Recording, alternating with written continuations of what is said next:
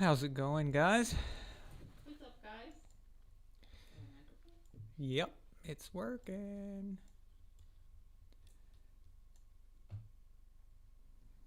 That's strange. Just one second. Let me fix your camera.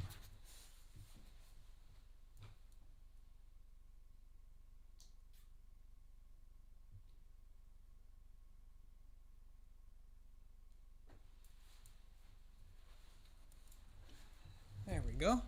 Little testicle difficulties in the beginning, but it's no big deal. All right. So, how's everybody doing? Let's see who's all here. Omar, hey, what's up, man? Salami Pizza, how's it going? Jake's here. Nice to see you, Jake. Shaq, Jared. That looks like some of the legions here. And Shaq, I'm glad to see you today. It was a wonderful service earlier today for your mom, and I really appreciate that you asked me and Milena to view it. I thought that was really awesome, and we're with you, man. We love you. Love you. Um, let's see, Josh, how you doing, man? Lucas is here.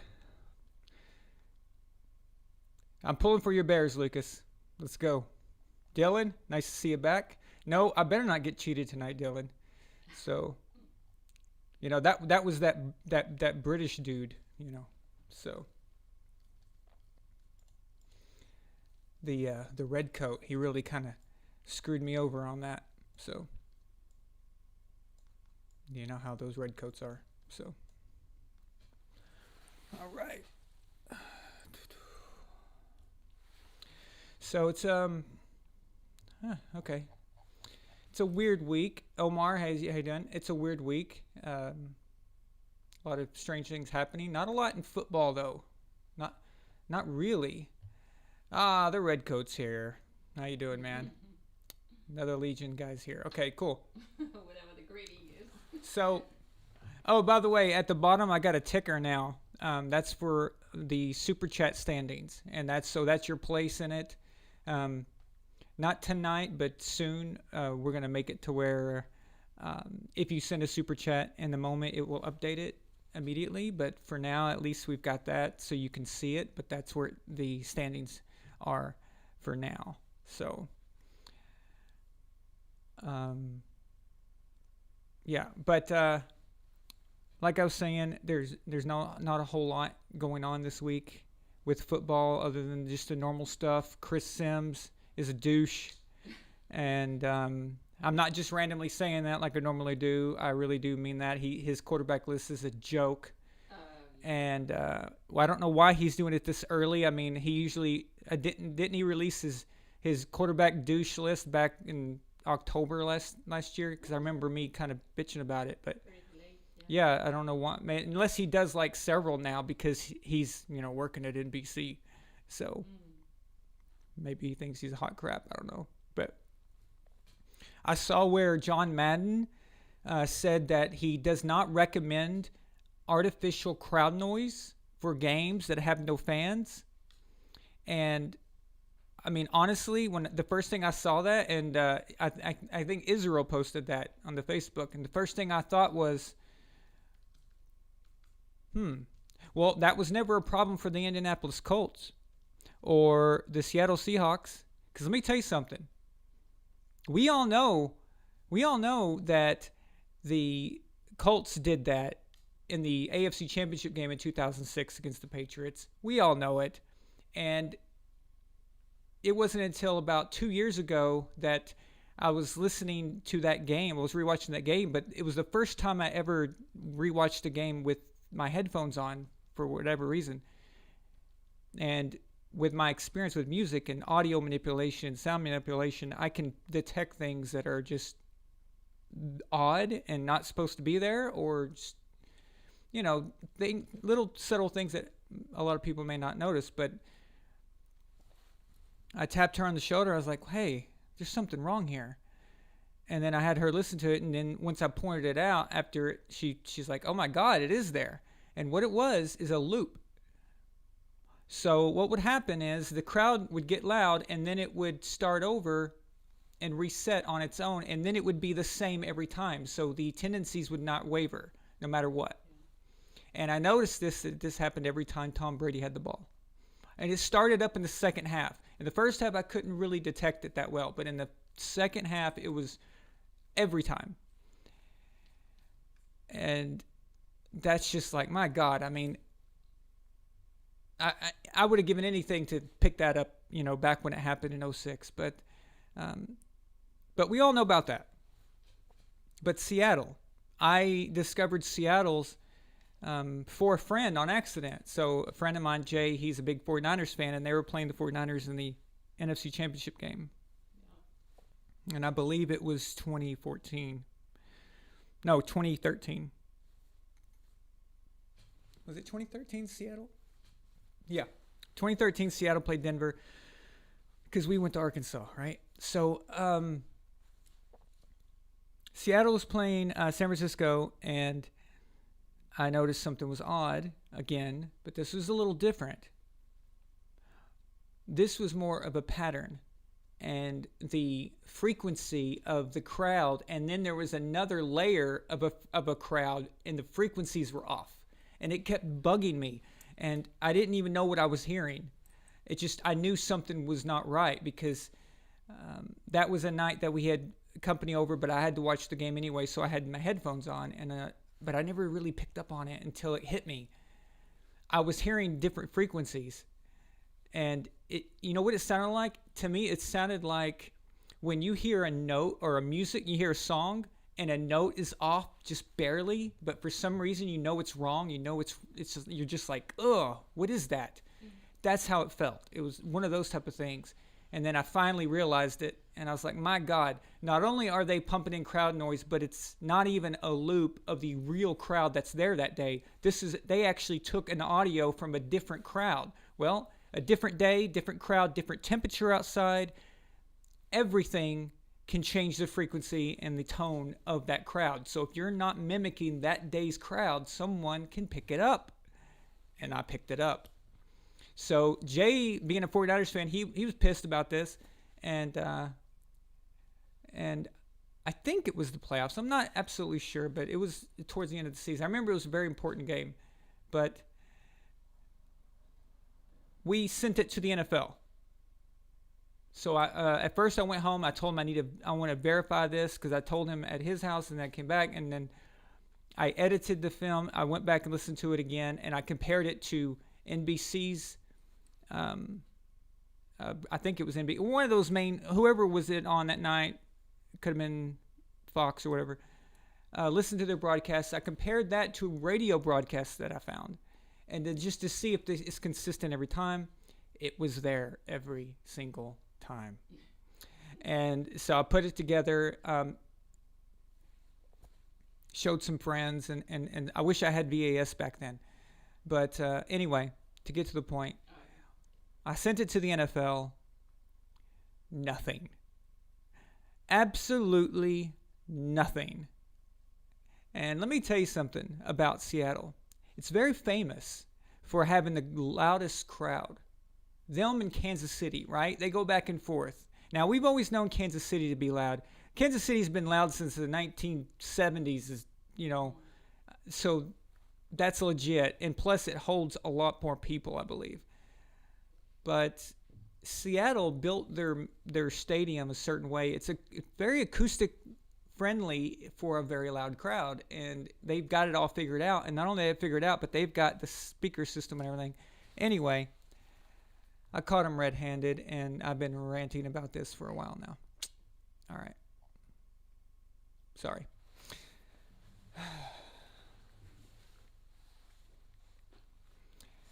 But yeah. So when John Madden said that, I just immediately thought, my God, well, they were already doing this anyway. So, but if the Patriots had done that, could you imagine if I had caught the Patriots and I sent that in to the NFL? Do you think they would have answered me?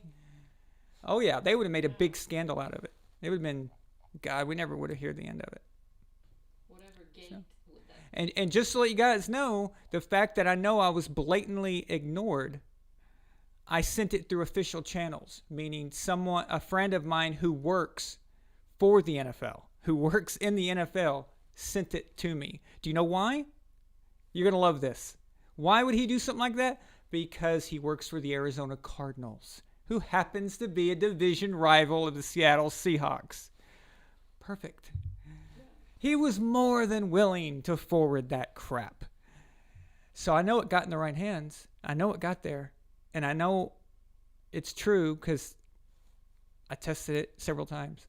But it's a good story, huh? I'm surprised I never told that before. Never thought about it, I guess. But anyway, so yep, Seattle, those dirty cheaters. I still like Russell Wilson, though. That doesn't change anything. But, okay, let's be honest.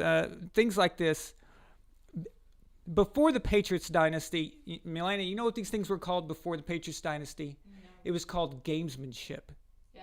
Okay, that's what we called cheating. So back before the Patriots existed, the dynasty existed, it was gamesmanship. Yeah. There was no such thing as cheating. Like outsmart the competition. Yes, do anything you possibly can to get ahead, to get a lead, do anything you can think of. That's the deal right there. But we're living in an age now where it's only cheating if the team that's doing it is really good. It was only cheating when the Saints won a Super Bowl.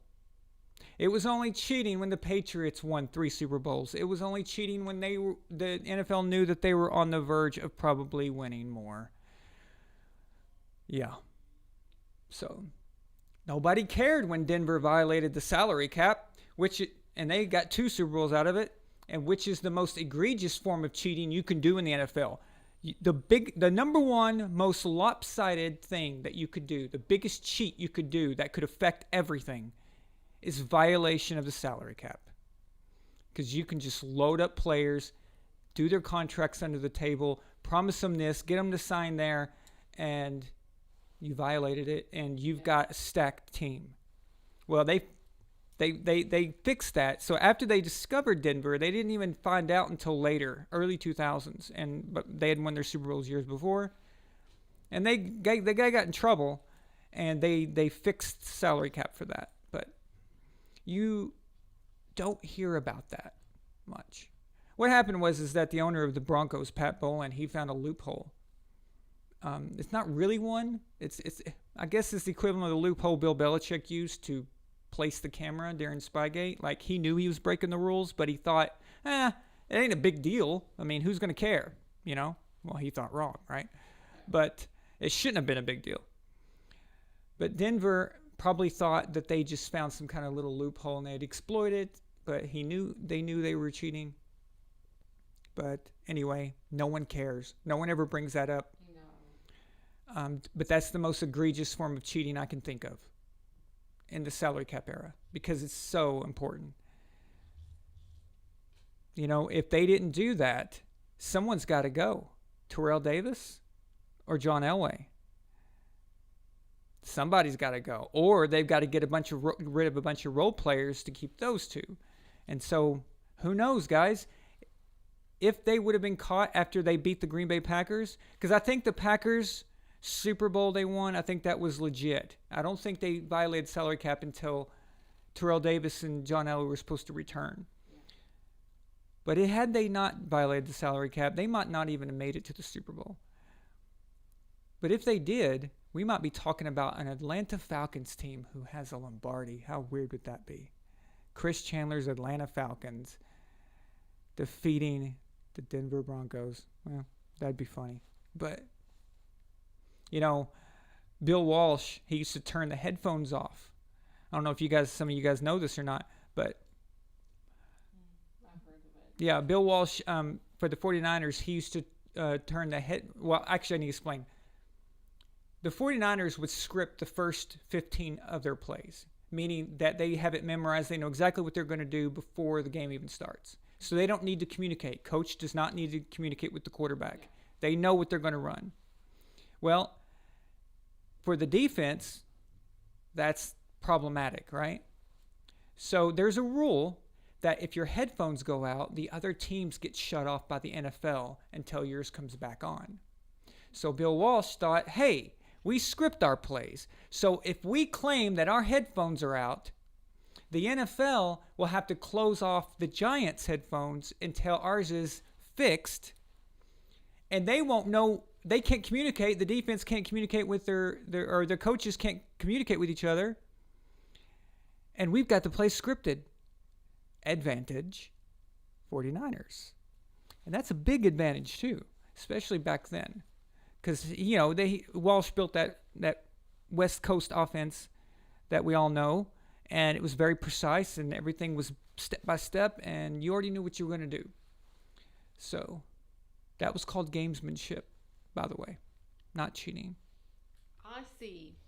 Rampant steroid use in the 70s, gamesmanship, not cheating.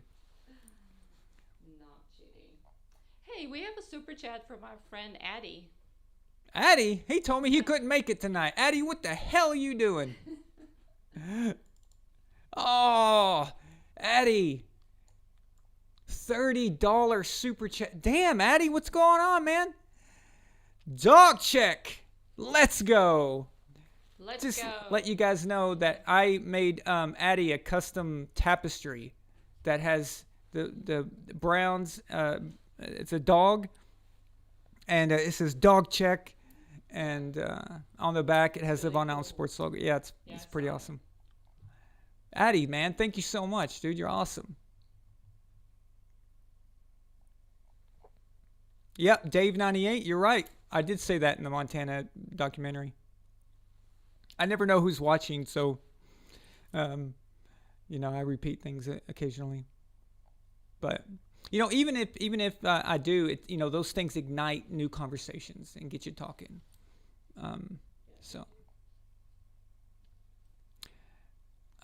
Of course, I heard about, or we know about what happened and what's going on in Minnesota. And Colin Kaepernick weighed in on that.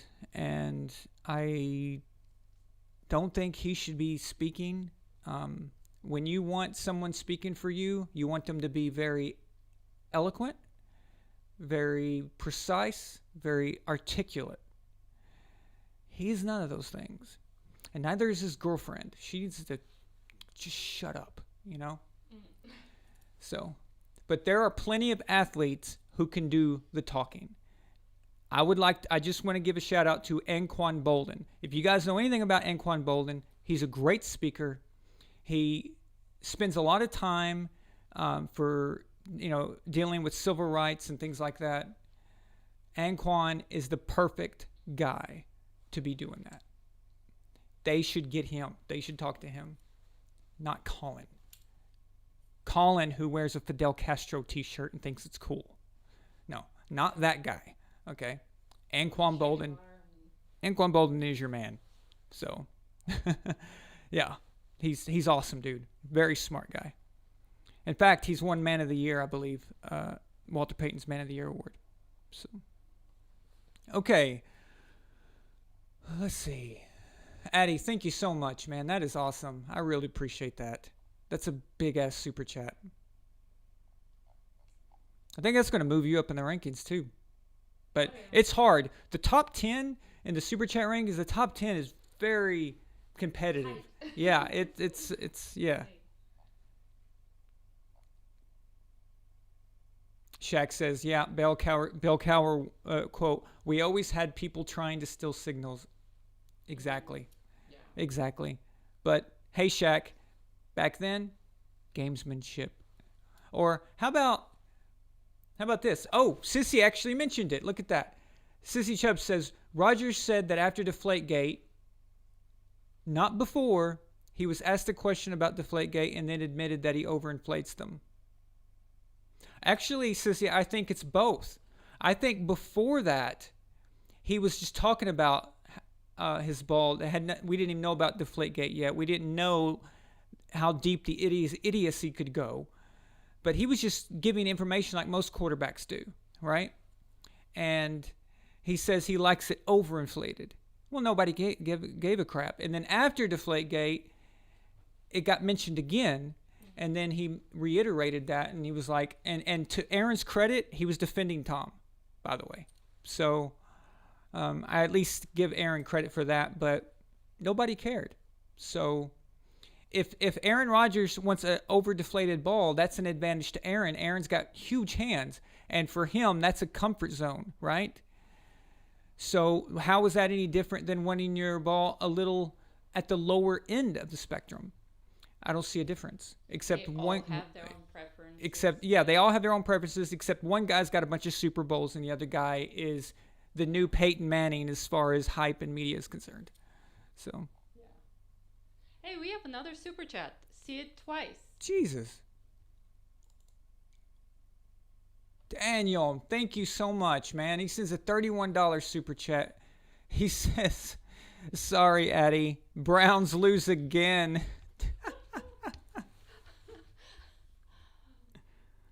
Okay, Addie. We need that. Yeah. Okay. Here you go, Addie. Everyone hug Addie. It's a It's our poor Addie. virtual hug. But don't worry, Addie. Don't forget. I keep my promise. We are going to do a seance here on VAS Live for the Cleveland Browns this preseason. We're to call the spirits and The football gods. and Exactly. anything, That's exactly right. We're going to call them. We might even use gematria. I don't know. We haven't decided yet, but I'm kidding. Well, If it helps. we want to be spiritual. We don't want to be retarded. So, gematria is probably out, but we'll definitely be spiritual here.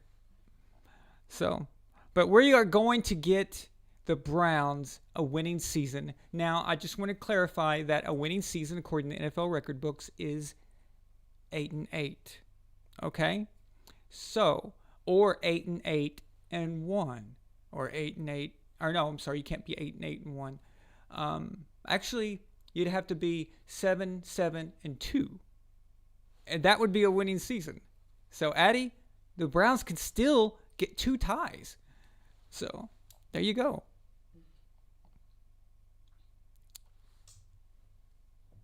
Yep. Omar, and you know what? You're going to get that too. That's coming soon. So, by the way, guys, I just want to talk about something. I can't tell you yet, all right? But all of us at Legion, we have created the most badass, the most... Okay, I can't oversell this. All right, I can't oversell this. But it's a new series. Yeah, go ahead. Very exciting. I can't say much either, except that it is so cool, and it's about. No, I can't tell you. Yeah, well, So, what else can we? I made you take over because that gives me time to get a drink of my soda. Oh yeah. So yeah, it's gonna be. It's a killer series, I tell you. Anyways, guys, Nothing like Dexter, but. it's the best thing. Hey, that was a good one. Well. I like that. That was pretty good. So she said, nothing like Dexter. Where was I? Yes. So this series is, well,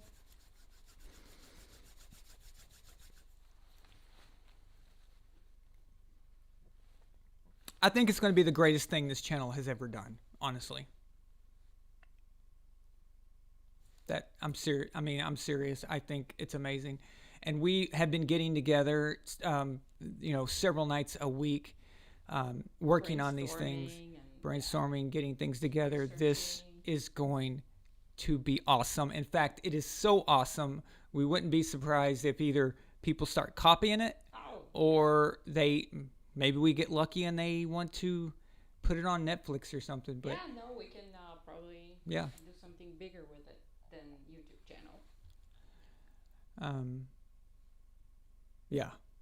But I'm just I hate doing that to you and not being able to tell you yet, but I'm because I'm so afraid of people stealing it.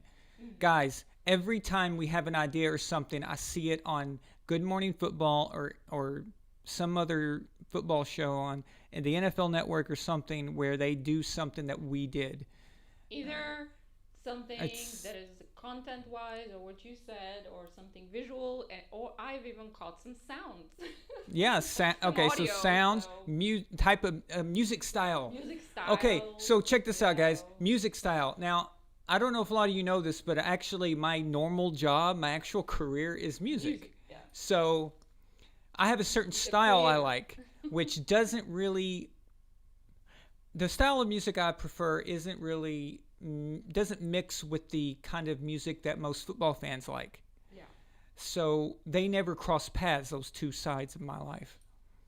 Like all my music friends in that genre don't watch sports, and all of my football and sports friends don't listen to that kind Except of music. for Jay, but yeah. Except Jay's an exception, but Another exception.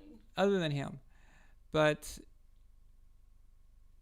I have a certain kind of music that I play for my videos and stuff like that, and then I've never heard this genre, this style ever used on sports, and now NFL Network, they just left and right, man. I'm serious.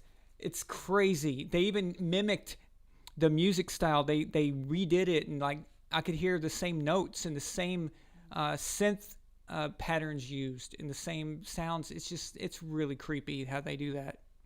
So they actually had somebody to recreate the music instead of just asking me or helping an independent musician and throwing some commissions my way or something. But I think it's a compliment to you, but it speaks bad for their creativity. I mean, these people get paid, and they can't even get their own thing. Yeah. So, well, they do that visually too, so with all kinds of things. But anyway, enough complaining. Yeah. By the way, we just need to mention this. And I just found out right before the show started, but I believe that Devin McCourty, of course, you guys know Devin is one of the twin brothers of our Patriots secondary. I believe his daughter died recently. Now, I apologize. I don't know all the details exactly, but I can tell you this. I know how it affects people because I had a grandnephew who died as an infant. I think they call it. There's a name for it, but yeah, it makes you think about. It's like, my God, the kid didn't even get to do anything. It didn't even get to, so. Didn't even get to see. So shout out to Devin. Feel bad for him. Damn, that sucks. So yeah, there's a lot of crazy things going on this week that aren't even. Just a lot of. It's like, are people going nuts? Is the world going crazy or something? I don't know what's going on, but it's just all kinds of stuff. It's getting ridiculous. Maria, you said copyright it, or Nehemiah Sanders says I will sue them. Well, see, that's the tricky part. Okay, like for example, I can if you like a song by a band, and you want to hire me to. And you say, Aaron, we want to use that 9 Inch Nails song, but we don't want to pay Trent Reznor the $100,000 it would cost. Can you make something that sounds like it? That way we don't get in trouble? And sure, so I can make it. So I can mimic the song, and it has that. So the average listener will go, hey, that's that 9 Inch Nails song, but no, it ain't. A few notes have been switched, and now the NFL gets to have it for free, for example. That's what they do. So they just mimic a style, and they can get away with it. So I know it's crap, but it's not fair, but that's just how it works. So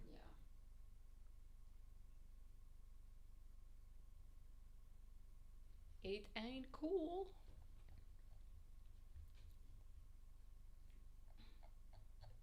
All right, I'm just catching up with you guys, seeing what y'all are saying.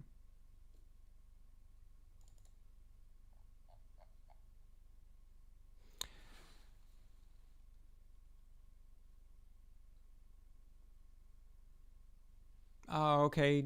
Devin's child was stillborn 8 months into the pregnancy. So it was a baby. It's already a baby. Yeah. Yeah. That's, yeah.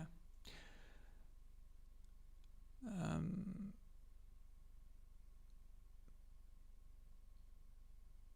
yeah. Let's see. Anything else?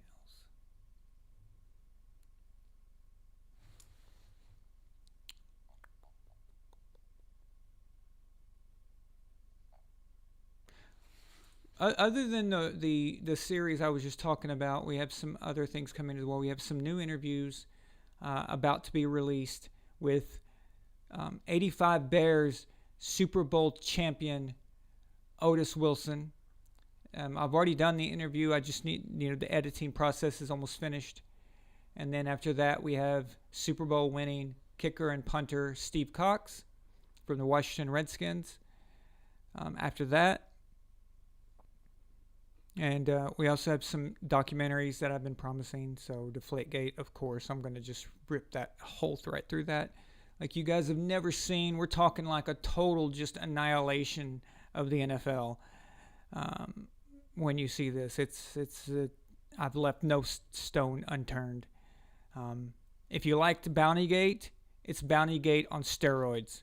Okay, so actually Bountygate, the reason I did Bountygate and the reason I did a Saints documentary was actually it was intended to be a prelude to Deflategate, kind of to see how it worked out, see the feedback, and the Saints fans.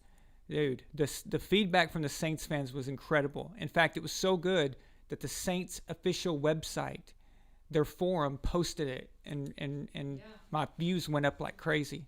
So I would like to think that Sean Payton has seen it, and if he has, that'd be great to interview him sometime. Yeah. I know it's a really big fish, but hey, I mean, I just interviewed Otis Wilson and Tommy Harris and Steve Cox, and two of those guys got Super Bowl rings. So you never know. Maybe we're on our way up. We'll get there. I'm coming. Oh wait, no, those are bad lyrics. Never mind. I was about to sing that song. As long as it's not, Oh, Nima Sanders asked me, who do I think is who do I think is going to be the best teams this season? Well, right off the bat, I can tell you for the AFC. Now I got a lot of heat for this for some reason, and trust me, I don't want this to happen. I don't like this team at all. They're very annoying. I don't have anything against the team. It's just their fan base is kind of obnoxious sometimes. But I think it's the Pittsburgh Steelers' year this year. I think Ben Roethlisberger is going to come back on fire. If Ben can even play 80% of what he's capable of, you match him with that defense that they're going to have, because it's just getting better and better. You got a scary team there. So I know nobody's picking them. But if I pick who everybody else is picking, then what's the point, right? So you got to change it up sometimes. Get a dark horse in there. But they're probably my number one team to watch in the AFC. Of course, you've got your usuals. I think Baltimore will be okay, but I don't think they're going to dominate like they did this year. Listen, this year was a strange season. And no small part to the Patriots not being the same. When the Patriots are on, the AFC takes notice. But when they're not, everybody else gets, a little more. Like, I know Baltimore was going strong into the time that we played them last year.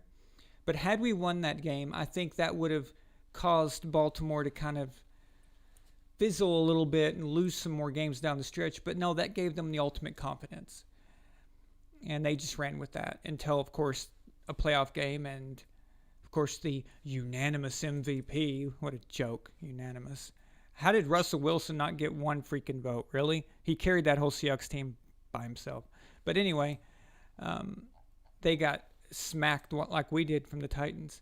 But it was a weird year. Like Kansas City got all the way to the Super Bowl because the big bad bullies were gone. Who are the bullies? Well, this century it's been Peyton Manning's Colts or Peyton Manning's Broncos, depending on where Peyton's at.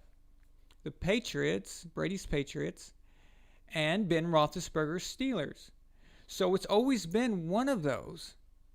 In fact, before Patrick Mahomes, the only quarterbacks who were AFC representatives since 2003, this is freaky, okay? Peyton, Ben, Tom. From 2003, other than Joe Flacco in 2012. There was a gap there, just a small gap with Joe Flacco in there. But that's incredible, guys. That's freaking mind-blowing. So those three teams have dominated this century on the AFC side of things. They account for 10 Super Bowls. 10 Super Bowl rings. Those three dudes. Those three teams. That's the thing right there. Kansas City has hit their stride at the right time. So Ben was out, so Steelers weren't a threat. Patriots weren't the same anymore. And Peyton Manning's retired, so there's no real big bad bully right now. And I'm not saying anything bad about the Kansas City Chiefs. I'm just saying though that they found their opening. It was a weird year, but we'll see what happens next year. But I guarantee you, what I feel sorry for the NFC. So you got Tom Brady with that Bucs team. You've got Drew Brees still, who's still going to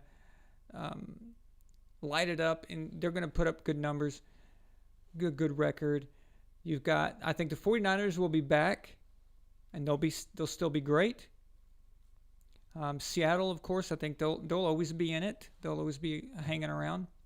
And I think the Bears might surprise some people, so look out for the Bears. Anyway, that's probably more of a thorough explanation than you wanted. Yeah, but again, I wasn't taking a shot at Kansas City. I was just saying how they it found an opening right there, and that last season was kind of just weird. It was just odd. But yes, Kansas City will be back again because they have a great quarterback, man. When you have an elite quarterback, your odds for a Super Bowl appearance goes up dramatically. The days of getting to a Super Bowl and the days of winning a Super Bowl without a good quarterback is really over. If you don't have a great quarterback, then you need that quarterback to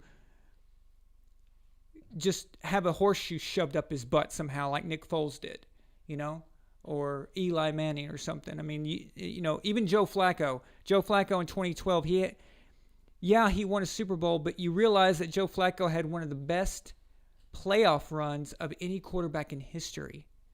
So it's not like Flacco was just along for the ride like Trent Dilfer or Brad Johnson or something. No, he made that happen. And he capped that off with Super Bowl MVP. But nowadays, for the most part, if you don't have that quarterback, your chances are very slim. So the Chiefs they'll be around. You're not getting rid of them. So, but I think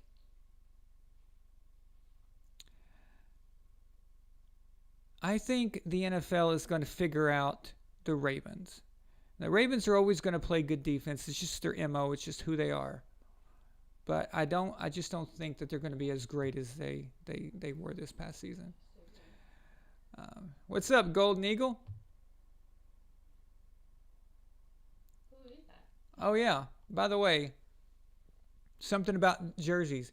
So guess what, Milani? You know who the top-selling jersey right now is Tua, who got drafted to the Dolphins, right? So that makes sense. When you have, right after the draft, you have a high pick. Yeah. People buy their jerseys and they're all excited and stuff. Tom Brady's jersey isn't just in the top 5 and the top 10, but we're talking variations of it. So, like, home, away, Yeah. alternate. I mean, With the ball, without the ball. are you freaking kidding me? It's Yeah. it's ridiculous. There's a lot of quarterbacks who changed teams. By the way, didn't Max Kellerman say that the difference for the Bucks would have been the same no matter if Teddy Bridgewater had signed with them? I believe he said that. How many Panthers jerseys is Teddy Bridgewater selling right now? How many Colts jerseys is Phillip Rivers selling right now? How many jerseys is Tyrod Taylor selling in LA with the Chargers? You know? So, just curious. Yeah. One jersey, his home or away jersey, one jersey in the top 10, I'd be like, yeah, that makes sense.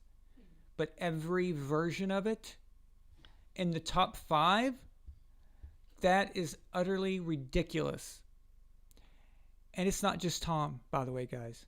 Gronk is in the top 10 as well. Oh,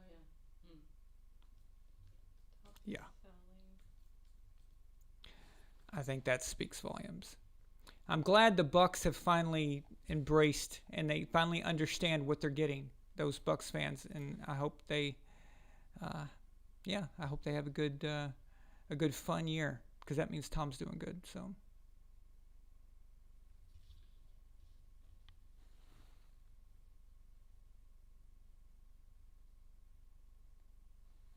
Yeah, those 3.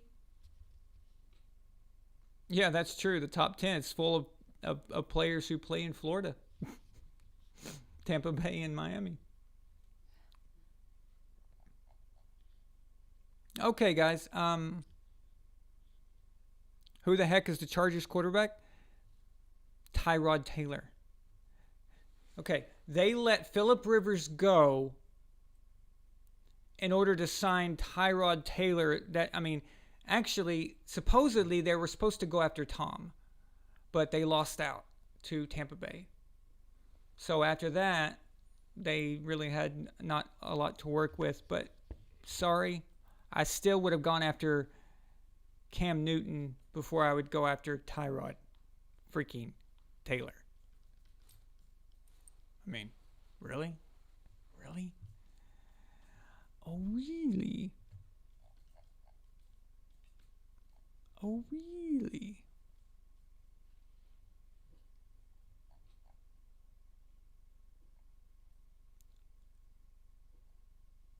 All right.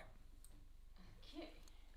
So, like I said before when I started the show, there's not a lot to talk about this week. Not a lot going on as far as the NFL goes.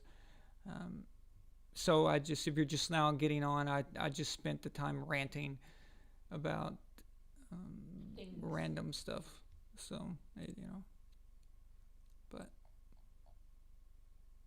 and again, I just want to send out my condolences to Shaq. His mother was buried today, so the funeral was today after a month and a half of waiting. The situation in New York is very complicated, but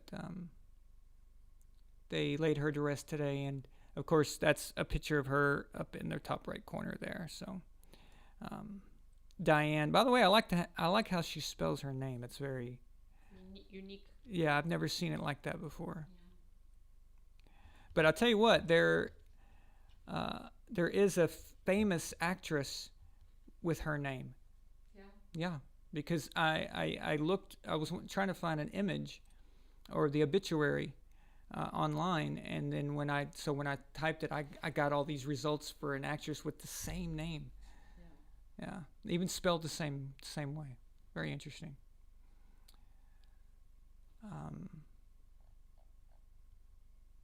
But yeah.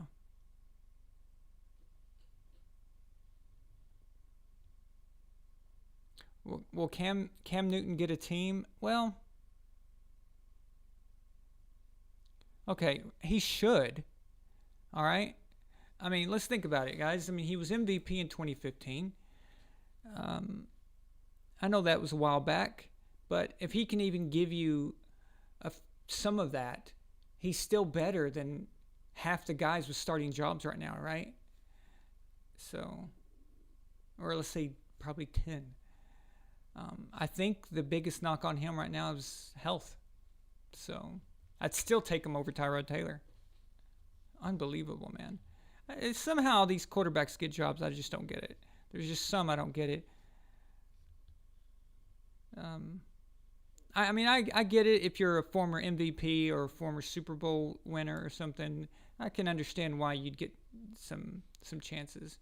And, you know, honestly, when it comes to Cam, I think the organizations think the way we do as fans. They remember that fumble that he didn't jump on. And I think that sticks out to people.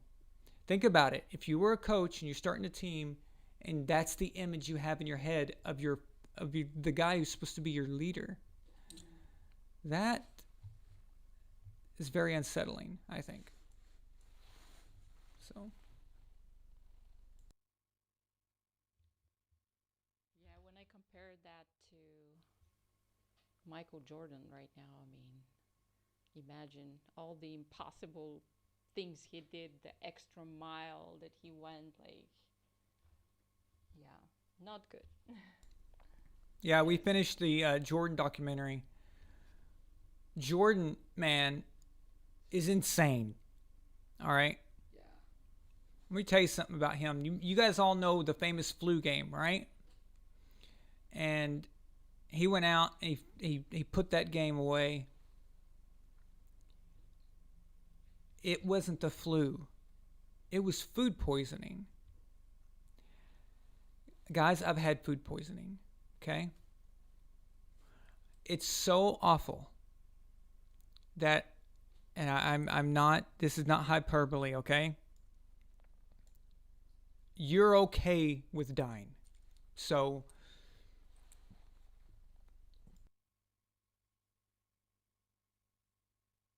excuse me. It's so awful that you don't care. You don't care about anything. And when I had it, it was awful. Okay. Now, the difference between me and Jordan is when I had it, I didn't get any medical care because stupid old me, I was very young and thought that it was like the flu or anything else. Like when we're kids, we're taught if you get sick, your mom fixes it and you stay home from school and it's no big deal, right? And you get over it. Well, I treated food poisoning like that, and I didn't find out until later that I could have died from that. But I didn't get medical care or anything, so my body had to get rid of it on its own, which lasted 3 weeks. Now, with Jordan, the moment he started showing symptoms, I'm sure they got him the best possible care. I'm sure they flooded his stomach and gave him all kinds of intravenous vitamins and things to help fight that as much as possible.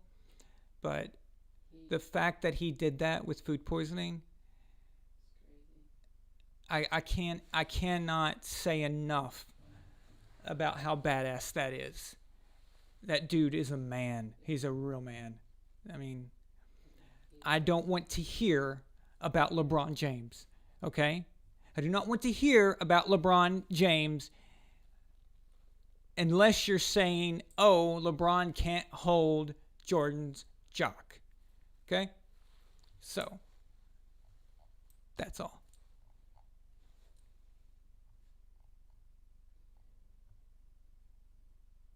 Think you're ready? Will Andy Dalton win the starting job with the Cowboys? That's a very interesting... Now, listen. If Dak doesn't sign that contract, the Cowboys are in an interesting situation where if they make it seem like Andy Dalton is competing for the starting job, they could devalue Dak in the market and end up getting him back for way less. So if they're smart about this. Now, it's normally Jerry Jones. I'd say, no, he's not very smart. He won't think of that. But his son, Steven, is much more intelligent. In fact, his son, Steven, is why they haven't signed an outrageous contract yet with Dak. So, we'll see.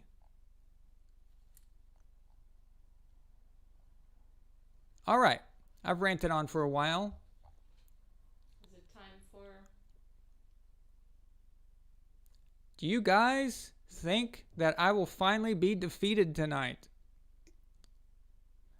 Because we got another round of trivia, baby. So, ready? You guys ready? Trivia? Who's participating tonight? Okay. So, tonight it's going to be ran by Jared again. So basically it's going to be just like last week's, except we have, so I believe, is Shaq playing? He said he was going to. I'm not sure if he decided or not. But okay, so if you're Jared, if you're Shaq, I need you guys to call up. And let's get this thing going.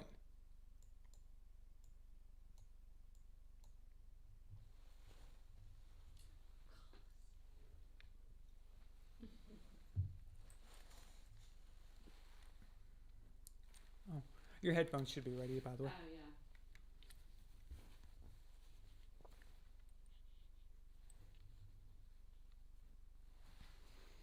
yeah. Okay.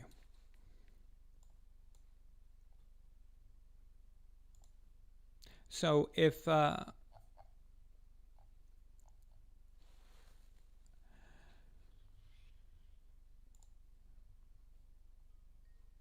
we go. There's one.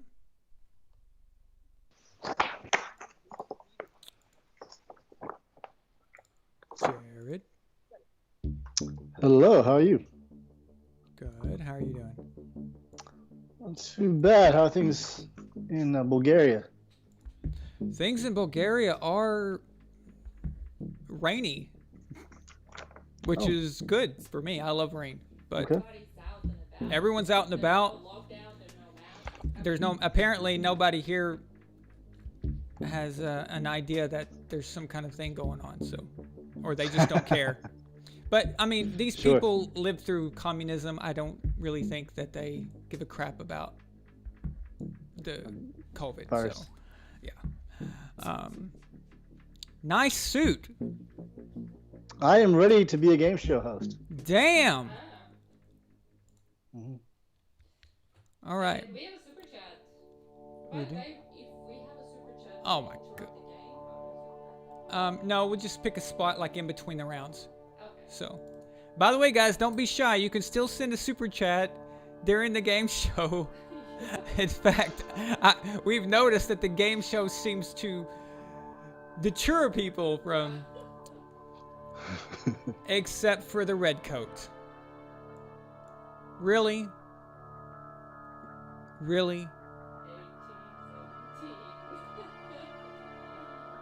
Who remembers that? Oh my god. All right. Now, we got Shaq.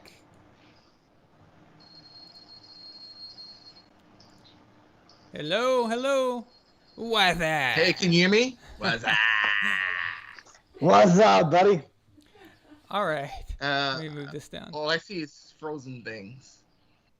Frozen things. What do you mean frozen things? Oh, okay, Like no. the Disney movie? You guys are good now. Okay. So we got a super chat from the red coat for the 18 pounds and 17 pence. Allies. And he says, FYI, you have lost once, 18 to 17. Just saying.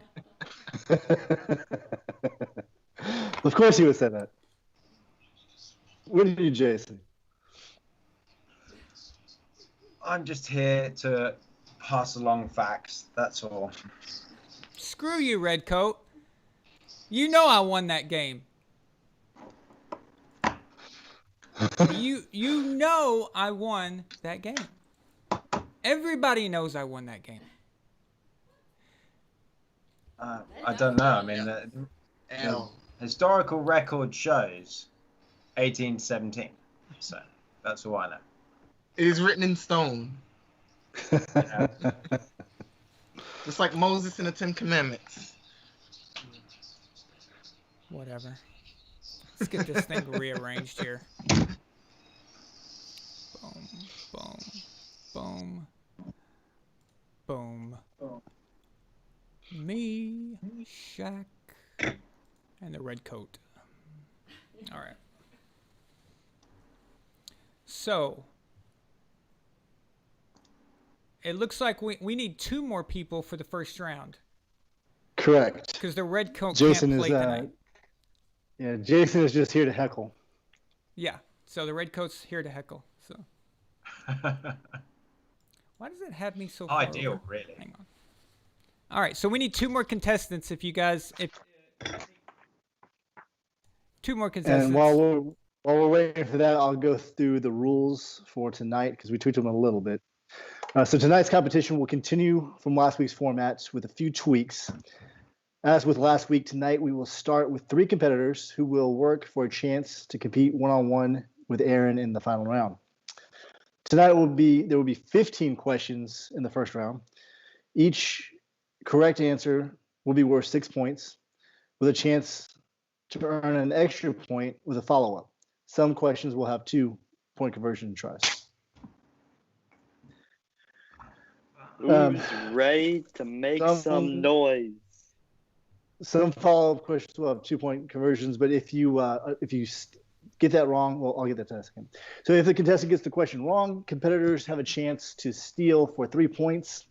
If the contestant gets the initial question correctly, but misses the extra points, a competitor will have the opportunity to steal for a 2-point play.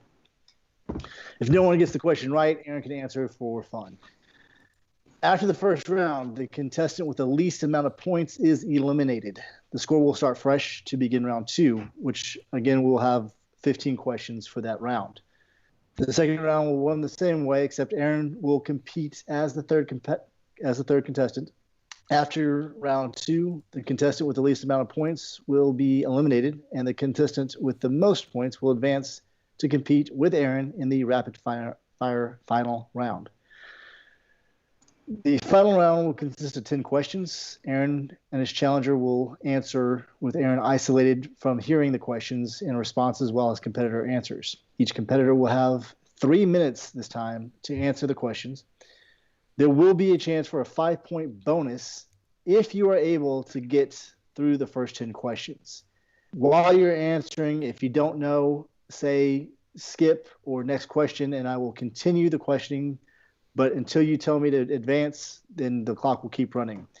If you get through all 10 questions, I will go back and repeat the ones that you missed or wanted to skip. Aaron, any questions?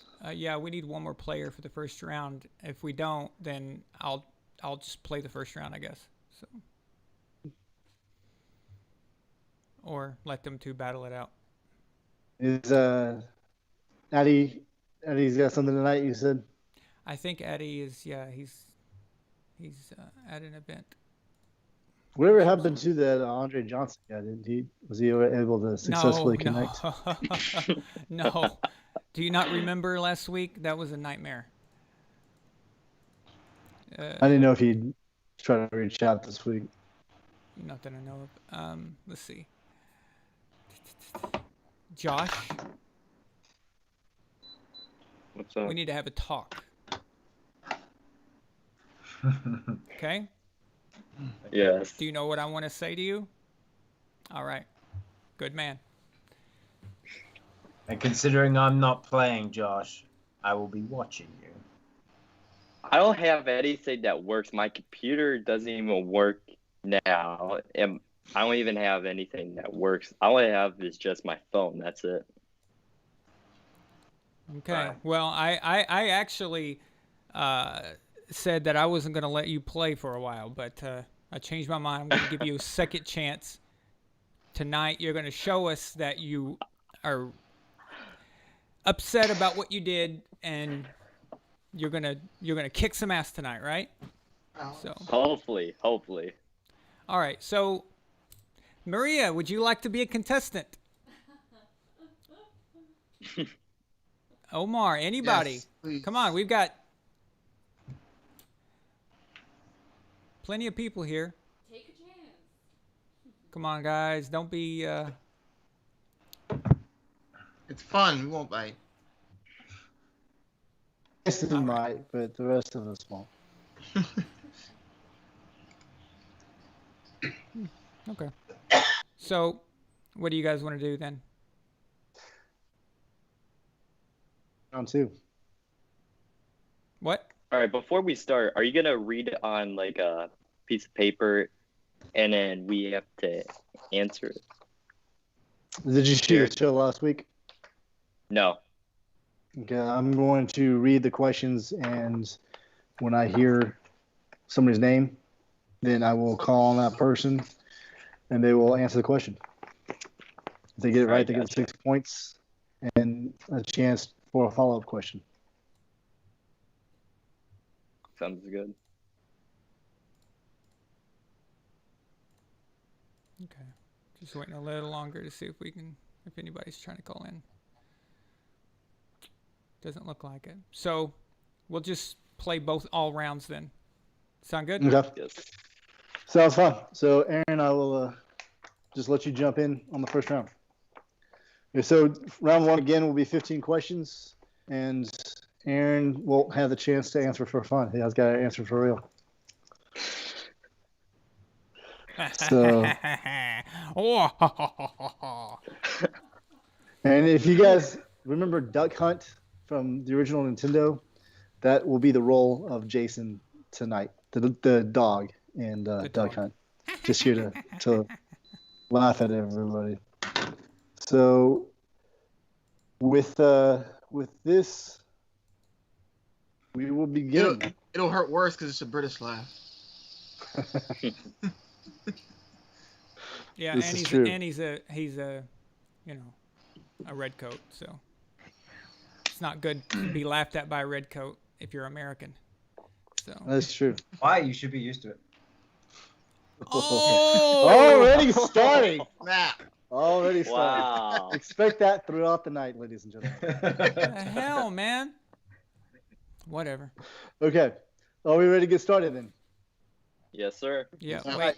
See your Let me. names. I've got to turn off the Do we have comments. names, like for, Unless Melina wants to compete in the first round. Oh yeah. I guess I'm not pie anymore, am I? So Yeah, and do we need what? the name tags are good? Yeah. Yeah. They're all good. So I add the other ones later and edit, Oh, okay. post edit. Yeah. Because yours says, what does it say? I can't remember. AE. Okay, if that's a. Okay. We're ready. all right, let me see your hands. All right. And when you know the answer, say your name, and I will call on the first person I hear. Are we ready? Okay. Yes, sir. Josh, let me see your hands. Okay, just Wait, fold can you them hear me? up. Just fold them up in front of you. Just pretend you're like a bad guy in the movie, Josh. Pretend you're British for the game. Just be a bad guy. For the movie. Yeah, exactly. You know, I'm You're gonna the- face this down right. There you go. That works. Okay. I All right. can't First remember. question. How many touchdown receptions did Randy Moss have in Shaq. 2007? Shaq. 23. Correct.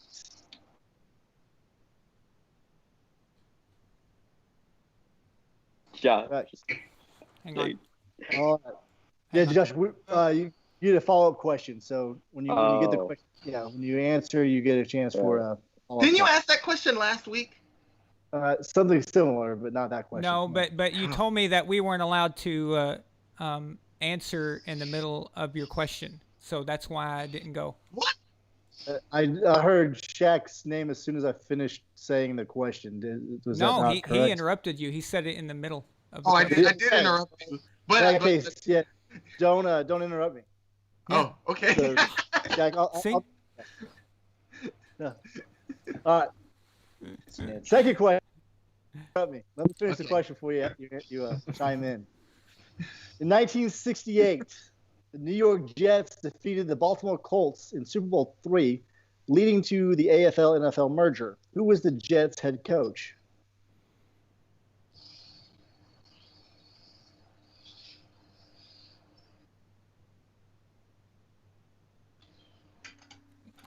He's got a weird name. Anybody want It's, to take a guess? Wait, do you take points away if you guess? I thought you really liked the Jets, Aaron. I thought you'd know this. What? I know his name. Nobody- It's weird. It's a strange name. I don't know. I don't know either. I don't even follow the Jets. Don't even like the Jets. Britt, you want to take this? If you put a D in front of his name, I'm pretty sure it's an insult in America. Well, yeah. Equivalent to nerd. Yeah. Oh, okay. So it's Webb Eubank. Eubank. Ooh, yeah. It's what starts with the EW. It's very odd. I told you it was Correct. very odd looking. All By right. the way, Jared, the system froze up or whatever a while ago when Shaq was answering. How many points does he have? Yes, 7. Okay. Wow. All right. Third question. After losing to the Steelers to Super Bowls twice in the 70s, which Dallas Cowboys cornerback earned MVP honors for helping the Cowboys find revenge against the Steelers in 1995? Shaq? Jack, Is it Deion Sanders? not correct. Oh. Anybody want a chance for a 3-point follow-up? Can you repeat the question? After losing to the Steelers to Super Bowls twice in the 70s, which Cowboys cornerback earned MVP honors for helping the Cowboys find revenge against the Steelers in 1995? And didn't you say he won MVP?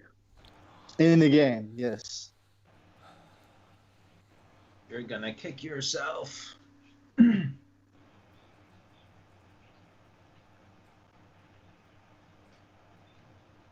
God dang it! Ugh. Do we lose points if we guess? No, you do No. not. All right, good. I'm gonna just skip. Okay. What the hell? Aaron? I know that. Do you have a guess? Clearly not. I don't know. Yeah, no. I would say no. Okay. All right. It was Larry Brown, Who is that? Who's that? the MVP of. Oh, Super Bowl. only Larry Brown. He's the one that Neil O'Donnell threw the ball right to him. That's correct. It's Twice. Oh, Pass yeah, really? contract up. I mean- The only Larry Brown I know is the old coach of the Knicks. That's all I know. Yeah, this is the We got a great stupidest contract pass in after Super that. Bowl history. I mean, it's so bad. Twice. It's Oh, yeah, wow. twice. It's so awful that it literally looks like Neil thinks he's a Steeler. It's that bad. It's just There's no one within the vicinity at that ball that you should have passed it to. no It looked like Sam Darnold out there, worse. All right. seeing ghost. Question number 4. Who caught Tom Brady's first career regular season touchdown pass? Oh shoot! I I should just know watched this that game. one. I just watched that game or that clip. I don't know why I'm going blank. I watched it many times. I think it was a tight end, maybe. What is going on tonight? Are you chiming in, Josh, or are you just thinking out loud? Because I was just thinking of What it- now this one I know I'm gonna what- kick myself. I would probably kick myself too. Aaron, Aaron, Kyle Brady. no, that's No. not correct. Shaq, Jack, Bethel Johnson. no, not correct. But good guess because he is an Aggie. But yeah. Josh, any guesses? Skip. I Yeah. should know this one. He It's played- probably was I think he probably David Patton, right? it was Terry Nope. Glenn. Oh, was. Is he a tight that's end? him. No, he's a wide He receiver. was a Oh. star receiver. A That was really the only. freaking diva. Yeah, that was the only time that Brady really played with him, and he didn't play in the Super Bowl that year. He was injured during the season. You guys remember that Okay. that AFC divisional we lost to the Jets in 2010? Yeah. I was watching that at a sports bar, and I was seated at the same table because it was a packed house with Terry Glenn. Wow. Because this was in Dallas, and he he retired as a Cowboy. So. And rest in peace. So yeah. All right. Question number 5. Are we ready? Yes. I don't think Yeah. so, but yeah. Yeah. Yes All right. and no. Clearly, we've been off today. Dan Marino threw 48 touchdown passes in 1984 and 44 in 1986. Who was the next quarterback to throw 40 or more touchdown passes in a single season? Aaron. Aaron. Oh no. Kurt Warner. Ah, Correct. damn it. I should have been. Follow-up question, how I many knew did he that. throw? Oh. 44. No, it's 41. I'm sorry I didn't give you guys a chance to steal. I apologize for that, but it was 41. All right, question number 6. Who led the NFL in rushing in 2019? 2019. Oh. We were shouting at him loads. Josh. Then Josh? it's not Sony Michelle. He said 2019, right? Correct. It Lamar would be Jackson. 1919, Josh. No, not Lamar Jackson. Oh, Does anybody want to that... chance for a 3-point follow-up? We were yelling at him. I Yeah. yell at a lot of people. That's Well, not a- all on a live feed Um, watching a game. King. Aaron. Are you Aaron? Aaron. Henry. Correct. Derrick Oh, Henry. right. Yeah. Follow-up question. How many yards did he rush for? Oh. 1,296. 1540. Okay. Maybe we were supposed to get a chance to steal. You're right. I apologize. That's fine. Oh yeah, Okay. yeah, because you were gonna get that. Yeah. I just okay. Oh, we got So this question has a 2-point conversion follow-up chance. Oh, okay. Hang on. John Madden led the Raiders to a Super Bowl championship in Super Bowl 11. Which team did his Raiders defeat? Oh.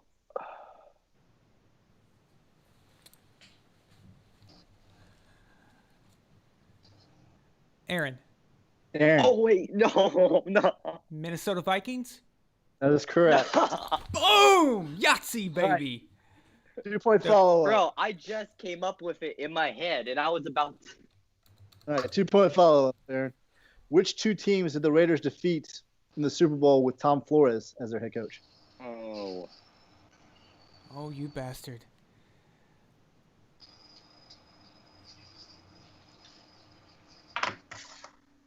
I should have played last week's game because it was way easier Okay. than this. The Redskins. Correct?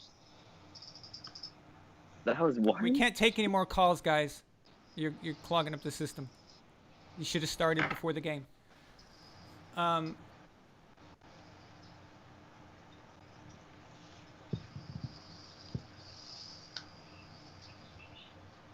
Is he frozen or is he thinking? He's thinking. Who else did they beat?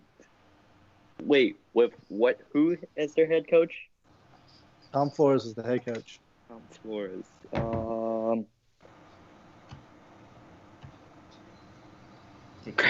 don't know. What the hell? Time man? waits for no man.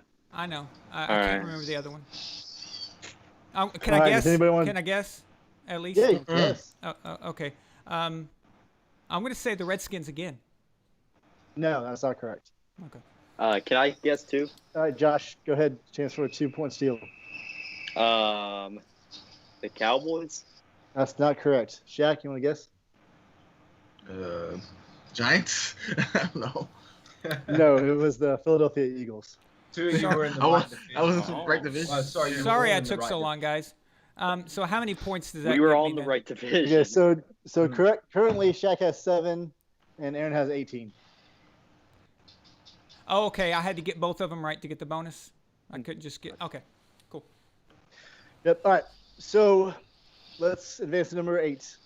What Hall of Fame running back broke for a 99-yard touchdown on January 3rd, 1983 during a Monday Night Football game? Aaron, 83. Aaron. Marcus Allen. Not correct. It's a famous run. I was negative 6 years old. Oh, Famous as hell. 1983. It's still pretty famous. It makes a lot of highlight reels. 1983.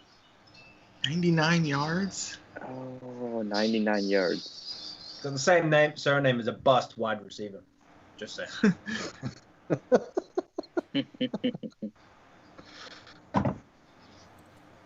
I don't know. Okay. Josh, you want to guess? Hmm.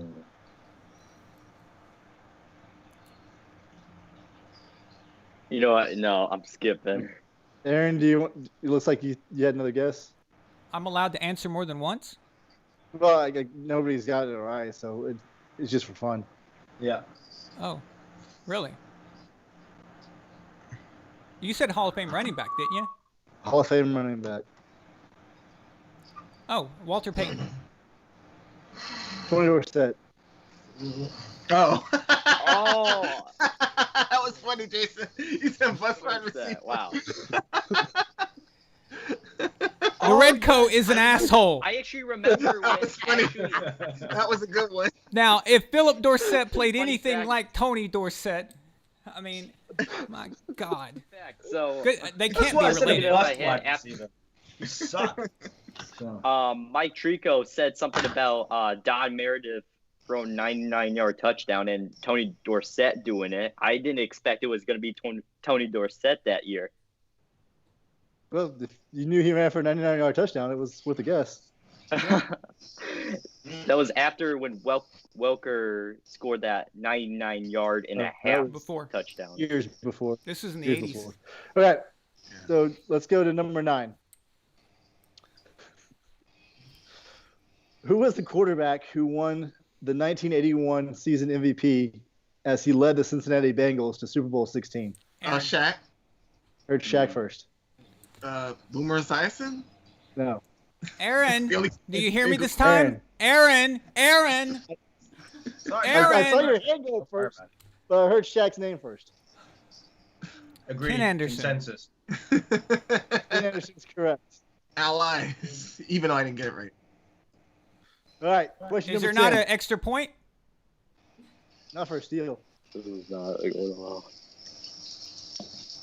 You suck. All right. Question 10. Wait. So I got 24 now, right? No, you got a field goal. Oh, that's right. I'm so sorry. 21. Okay. Okay. Are we ready? Yep. Okay. Yes. Question 10. Which team finished the 2019 season with the best record in the NFL? Shaq. Aaron. Shaq. The Baltimore Ravens. Correct. What was their record? They were 14-2. Correct. Dang. All right. Good job, Shaq. Oh. Which one-game wonder running back shocked the Denver Broncos by running for 204 yards in the Super Bowl 22? Aaron. Aaron. Emma Smith. That is correct. Yes. Man, you guys always get the question before I team- get to say it. Did he help lead to victory that day? The Redskins. That is correct. When you said 1 year wonder running back, I was about to say Jonas Gray because that's the only one I know. Okay. Got some guns on him. Milena, that's your favorite line, isn't it? Damn it. Jared, you got to give me just a few seconds to add the score between. Understood. Okay. I've got you at 28 right now. Damn it. And Shaq at 14. Okay. We ready? Come on, Josh. This is your question. In 2017, whom did the Cleveland Browns select with the number 1 overall pick? Josh. Josh. Myles Garrett. That is correct. 2-point told follow-up. you. Name Nice. the other 2 players the Browns selected in the first round that year. Jabril Peppers, Yes. Michigan guy. Correct. And in the first round? Or Yes, first yeah, round. just the first round. had three. Oh, They had 3 first-round picks that year. Oh. Titan. I don't know who the third one is. Okay. Toss up to anybody who wants the chance for a 2-point steal. What's his name? Shaq. Jack, David Njoku. Right? that is correct. Okay. Thank Okay. you. So I don't get any points. Or You get do the I? 6 points for the Yeah, score. All and right. Shaq gets 1, right? Or 3? It's 2. You get 2 points for 2, the. okay. Yeah. Good job, guys. All right. Question number 13. The New England Patriots won the Super Bowl in 2001, 2003, and 2004. Which team won the Super Bowl in 2002? Aaron. Shaq. Aaron. Oh. Shaq. Okay. Who did you hear first, Britt? I heard Shaq on my. Okay, I heard Shaq too, but I didn't want Dude! Aaron to come at me again. I heard my I'm wondering- voice I don't and know then if heard it's delay or Shaq. not, but I heard Shaq first. I heard Shaq. This is bullshit. It's like Hang Aaron. on. Let me test something. When I put 3 fingers up, Aaron, you and Shaq both say your name at the same time, and I want to see if there's actually a delay, right? Okay, so I'll count up to 3, and then both you say your name. Okay. 1, 2, 3. Fuck you. Shaq. Rock, paper, scissors right here. The answer is Tampa Bay Buccaneers. That is correct. Or Who was Tom. their head coach? That is the obvious one. Lovely Smith. Not No! Steal, Dang- steal, no, steal, no, steal. no, Aaron. no. Wrong. Ah. John You have to Gruden. guess the coach too. Aaron, who is the head coach? John Gruden. Oh, That is No! correct. I messed up on that one. All right. The Associated Press named Peyton Manning NFL MVP in 2013, 2009, 2008, and 2004. What year was Manning named co-MVP? Aaron. Aaron. But gotta make sure. 03. That is correct. Who did Manning share honors with that year? Steve Air McNair. That is correct. All right. Last question of the first round, 2-point follow-up. Okay, hang on. Did you have a question? Yeah, I told you give me at least Sure. 1.5 seconds to change the score. So that's 37. Man, you move fast, Jared. You got that suit on. You mean business tonight. Damn. This is we're He's trying to business play. mode. Trying to play a game show host. We are in business mode. All right. Aaron, you ready to advance? I'm ready. Okay. This question has a 2-point follow-up if you get the answer correct, or if you chime in and get the answer correct. Cleveland Browns linebacker Clay Matthews followed in his father's footsteps into the NFL, as did his brother, sons, and several nephews. What is his brother's name? Hey, Shaq. Shaq. Oh wait. Clay Matthews, right? Clay Matthews followed in his father's footsteps into the NFL. What is his brother's name? You mean Clay's brother? Clay's or his brother. father's brother? No, Clay's brother. I could tell you his father's brother. Chimp? I don't know. Shaq, I've completely Did you lost just have the a light. power cut, Shaq? I'm going to take a guess. Okay, Aaron, I know it's wrong, but Jake Matthews. that's not correct. What the hell? Does anybody know his Josh? brother? I don't know. No. His brother. Okay, so Cleveland linebacker Clay Matthews' brother was Bruce Matthews. His father was Clay Matthews. His son was Clay Matthews. No. So he No. So he No. did the opposite of George Foreman. That's impossible. Bruce Matthews Clay is the Matthews- Houston Clay Oilers. Yeah, his famous. brother played linebacker. How could for he the be Cleveland Clay Browns. Matthews' brother? It's his uncle. He is the son, Clay brother, and Matthews. uncle of Clay Matthews, because Clay Matthews named his son Clay Matthews, and Clay Matthews named his son Clay Matthews. I wait to see the look on his That's face. ridiculous. It's got is. I knew that was going to annoy the shit out of Aaron when he asked brother or his brother's father's name. It's like, Because I'm sitting there I know thinking what the he's only doing. the That's only why I said one Cleveland the only Browns one worth linebacker. the shit in that family is Bruce Matthews It's from the Cleveland. Oilers. Come on, man. All right. Are we ready for round 2? Yes. I don't think so. Yes. I think And I'm having brain damage. All right. Round 2. Round 2. We need, Alright. we need, you know what we need? We need Melena to come out, with the That's sign. true. With the score, Round with two. the card. Okay, so No, round two. he means the girls during boxing matches in between, and they wear the bikinis and the round. They I was going to say, they're round always very 2, well round dressed. 3, round 4. Very well done. Yeah. That'll get us some ratings, won't it? for your channel, so- yes. So to close out round 1, I have Aaron with 37 points, Josh with 6, and Shaq with 22. Concur. But we begin fresh with round 2. So in this round, Aaron will advance to the final round, and the competition will be between Shaq and Josh to advance to the rapid fire final round. Good luck, And Shaq. Rapid fire, rapid fire, rapid fire, rapid fire.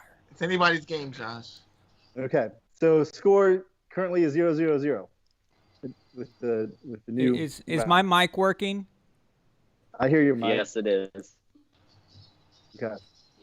All right. Are we ready? Yes and no. Just get on with it. Are you ready? Yeah. I don't trust these Okay. guys. Oh, let's. All right, let's go. All right. We're ready. Okay. Round 2, question 1. All right. I'm nervous. Who is the Cleveland Browns' career leader in both receptions and receiving yards? Aaron, Aaron.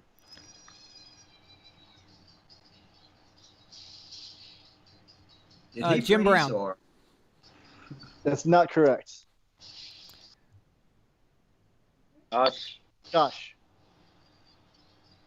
this is only a guess. Josh Gordon. No, That's not correct. Yep. Who is good on that team? That's all don't I got. know. Not recently, but the lifetime of the franchise. honestly, when I answered it, I had someone else in mind, and then I realized they're not on the Cleveland Browns. And so I thought, who's the only player who's ever been any good for the Cleveland Browns? Oh, Jim Brown. It's got to be him. Oh, If you say don't know, who's the Cleveland Browns' greatest kicker, Jim Brown. Probably, actually. Jim Brown. Shaq, give a guess. Jim Brown. Jarvis Landry. I don't know. Ozzie Newsome.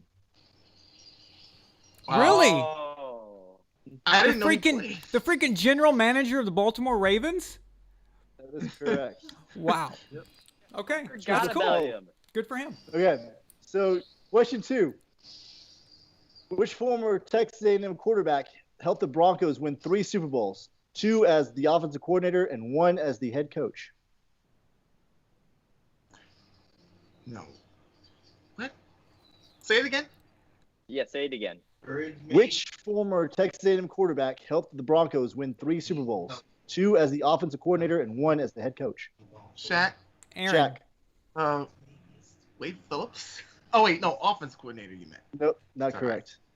Aaron, 3-point follow-up. Oh, it wouldn't be just a normal 6 points? Shaq chimed in and got it incorrect. So Oh. Yeah, Okay. it's your chance. Oh, to yeah, speak. yeah. Yeah.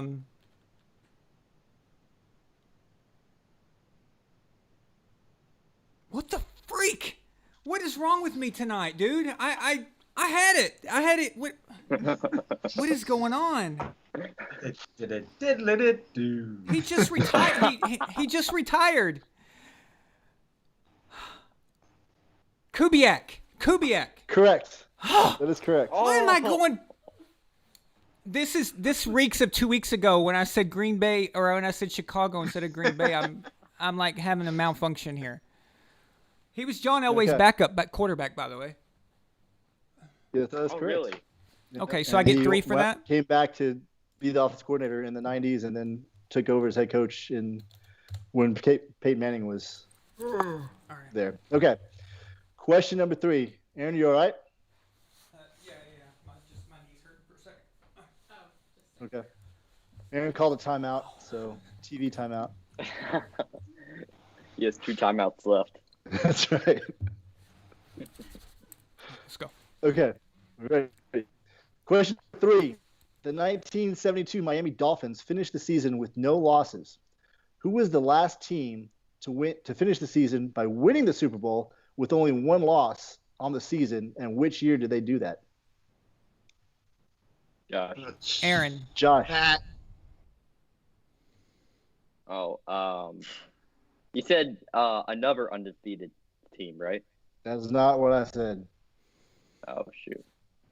Okay, Aaron. Aaron, the 49ers. Not correct. Shaq.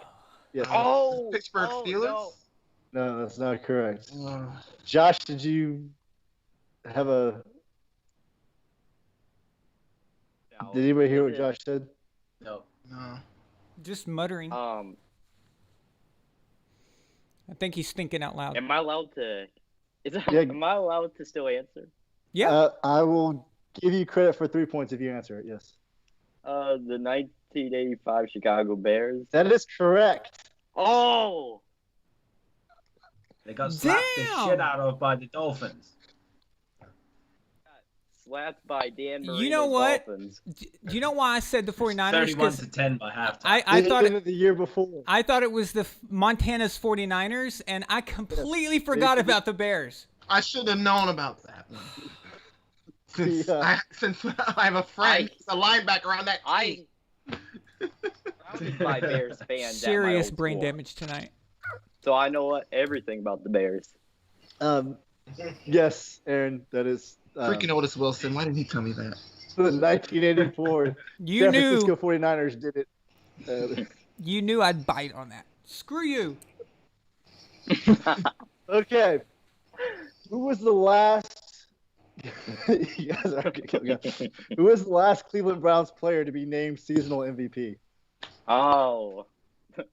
Who's Addy Aaron! when we need him? Aaron. Jim Brown. What is seasonal MVP? I've never heard of that. Like just say AP MVP, not Super Bowl MVP. It's but just the regular people season who MVP. get the MVP when they're, whatever. It's Oh. a fancy way of saying it. I don't know. Oh. I'm not trying to talk about a time of the month. I'm just talking about the seasonal. Yeah, I was going to say. Yeah. That's what I was going to say, and then I changed my mind and just bailed out. I don't know. Anybody want to guess? Well, can I go again since nobody got it? Yeah. It's not Okay. Jim Brown again. MVP. Jim Brown is my answer for everything, by the way. If it's related to Cleveland Browns, except for this case. Bernie Kosar? No, it was Brian Sipe. Oh, Who the heck? He won in Okay. 1980. okay. Okay. Yep. I you know what? I thought he played for the Bengals for some reason. Was it 1980? Same difference. They both suck. Yes, it was 1980. I know. What's the difference, right? So that was the year. Yeah. You know Right. what, Jared?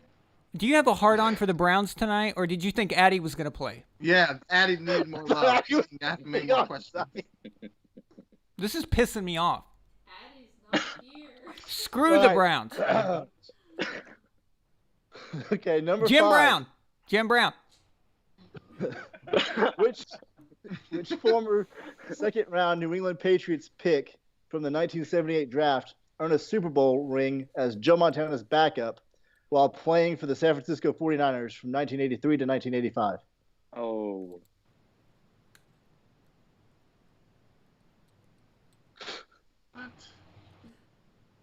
What's with all this old shit? I can't even. His backup? Yeah, Montana's backup that was a New England Patriots pick prior to playing for the 49ers. Obviously, his backup before Steve Young got to the team. Shoot. Josh? Josh. Jim Blunkton? No, good guess, but no, it's not correct. Oh, It's not Tony Eason. No, that's not correct. He's too young. He couldn't have been drafted in the 70s. Shaq, do you have a guess? No clue. It was Matt Kavanaugh. who- Okay. Who Right. the fuck is that? Who is that? The backup quarterback for Joe Montana in Dude, the mid-'80s. what is your problem tonight? yes. What? How am I supposed? How Okay. are we supposed Nobody to know? has ever heard of him. Matt Kavanaugh. I know Brett Kavanaugh is a Supreme Bill Court justice, Belichick but- has never heard of him. All right, Oh. question number 6. His mother's never heard of him. Super Bowl 10 was the first Super Bowl to feature 2 previous winners. Who won the Super Bowl? The first one, or No, this is Super Bowl 10. I Featured thought you were being a smartass. Super Bowl 10 was the first Super Bowl to feature 2 previous winners. Who won the Super Bowl? oh, Aaron. Pittsburgh Steelers against the Dallas Cowboys. Well, that's correct. And the follow-up question was who did they defeat? So 7 points for Aaron. Okay, going into question 7, it is 10-3 with Aaron with 10, Josh with 3. So question number 7. In 1972, the Miami Dolphins defeated the Washington Redskins in Super Bowl 7 to complete the perfect season with a 17-0 record. The Dolphins won the game 14-7, but what event happened that prevented the Dolphins from winning 17-0? Aaron. I'm expecting Aaron to get this. Aaron. Freaking After idiot. my quiz. They botched the field goal, and then he That's tried correct. to pick it up, and then threw it backwards like an idiot. oh, Who is the Yeah. idiot that threw it backwards? Oh, Come on, it's the- Aaron, you should know this. It's the dude with the Italian name. Albanian. Oh, it's Albanian? Wasn't it the punter or the kicker? Yeah, it's Only a Brit would know that. he's got a stupid name, and I'm telling you, I'm having problems tonight, guys. My brain's not working right. I don't know why. But listen, Jared asked us this question a few weeks ago, Oh, and he asked pretended you like something everybody about should know it. Everybody knows the play, Oh. but nobody knows that guy's name. But is this something like Ciprio or Cipro or Shapiro or some shit? yeah, we're No. we're just making up random names. Okay. Anybody Aaron's want to making share? up Aaron, what did I say to you? Watch the 1972 America's I game. refuse to watch an America's game about the Miami Dolphins, especially before the year I was born. All right? Screw you, Redcoat.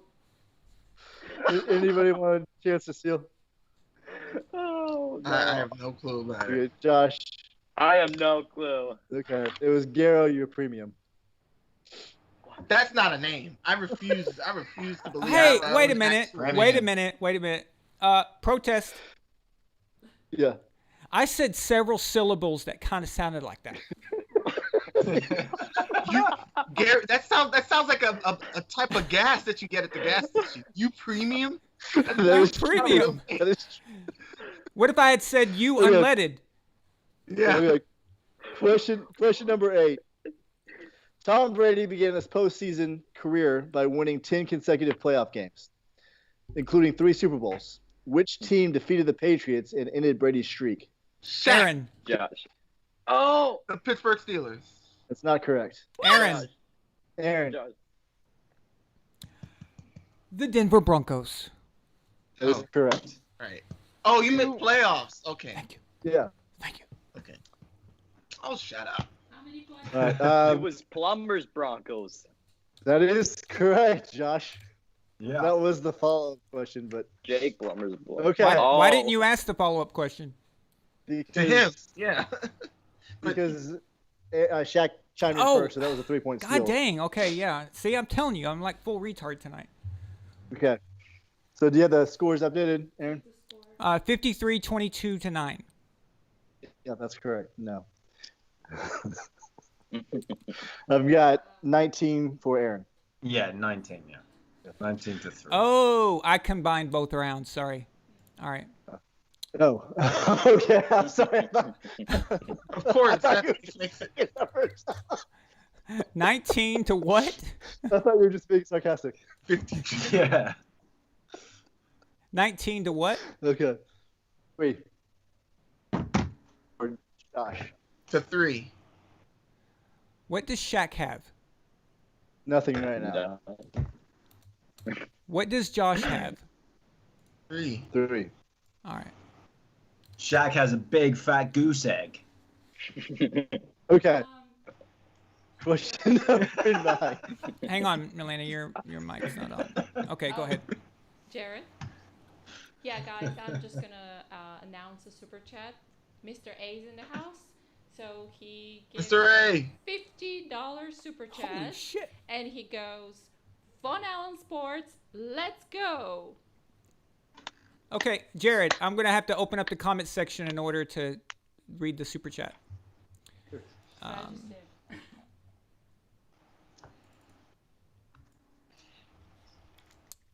Mr. A. Wow, $50 super chat. Hell yeah, man. Thank you so much. Oh, wait, 5-0? Yes, Holy sugar. 5-0. Mr. 5-0. A is definitely in the house. We got to get him as a contestant one of these days. We do. He We says, do. Von Allen Sports, let's go. Hell yeah. I would do it louder, but last week or 2 weeks ago, I think I really damaged someone's ears. So. I was actually gonna say you do it. Which, it's have you ever had those nights where you just can't think straight? Like, no matter what you do, Yeah. it's like things fall out of your head. And then there's nights where you're just on. Like, you can't screw up. Yeah. Yeah. I'm having one of those bad ones. Oh, Blagodaria no-go. Mr. A, thank you so much, man. Appreciate it so much. My guy.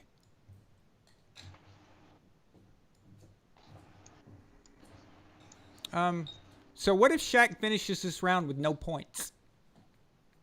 Then I'm out, right? I just wanted to bring that up. That's all. That's true. I'm still pissed about 3 weeks ago. So 18 to 17. Well, when you Remember, lost. you were involved. Okay. This Still is time. going back. This is going back a ways again. Of course, Question because number why 9. wouldn't we? Yeah. Something from past 89. Yeah. Okay. So this happened in 1993. Okay. In a 24-0 blowout, the Houston Oilers defeated the New York Jets to end the 1993 season. However, the game was known for what event that happened on the sideline between the offense and defensive coordinators. Aaron. Aaron.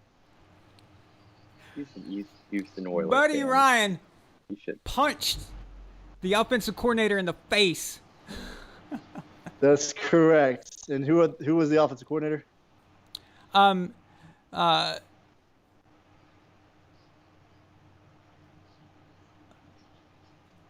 Aren't you an Oilers fan, man? Bride. Yeah, Bride. That's gotta be annoying. What is going on with me? Gilbride. Kevin Bro, Gilbride. you used to be That a is Houston correct. Oilers. Yes, Right. that is correct. Okay, in 1994. Hang Oh, on. wait, sorry. Update the Jared, score. we should have got a countdown clock to be able to put in the corner from that game show. Yes, we do. Okay, so I got how much on that? 7? 7. Okay. No, I'm sorry, 8. Because it was going to be a 2-point question, but you got the Oh. 2 coordinators right. Kevin Gilbride and Buddy Ryan. Oh, nice. Okay. I'm sitting there saying bride. Hang on. It's That's Yeah, got why bride in do it. something so for a annoying sec, 'cause Jared. that's really close. I'm sorry, Josh. Did you say something? Yeah, hang on. Did you guys know that he was the offensive coordinator when we lost to the Giants? It was? Wow. Yes. Oh, now I know why that name sounds familiar. That hurts, doesn't it? But he was sure For a damn both? good, he was a damn good coordinator for the Houston Oilers, though. All right. That run and shoot.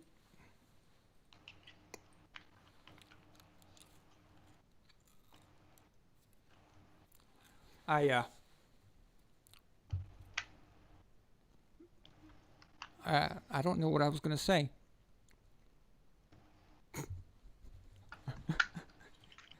We're just filling that area right now. Swear to God, I have not been drinking.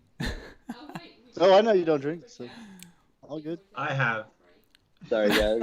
We do? We've been sipping on this cognac or Okay, whatever. Jared, just a second. Alright, I'm I need to back. open up Just a the bit of comment red. Yeah, section. I'm gonna take a little break to get everything situated. Israel sends a $2 super chat. He says, VAS. Is that a dog?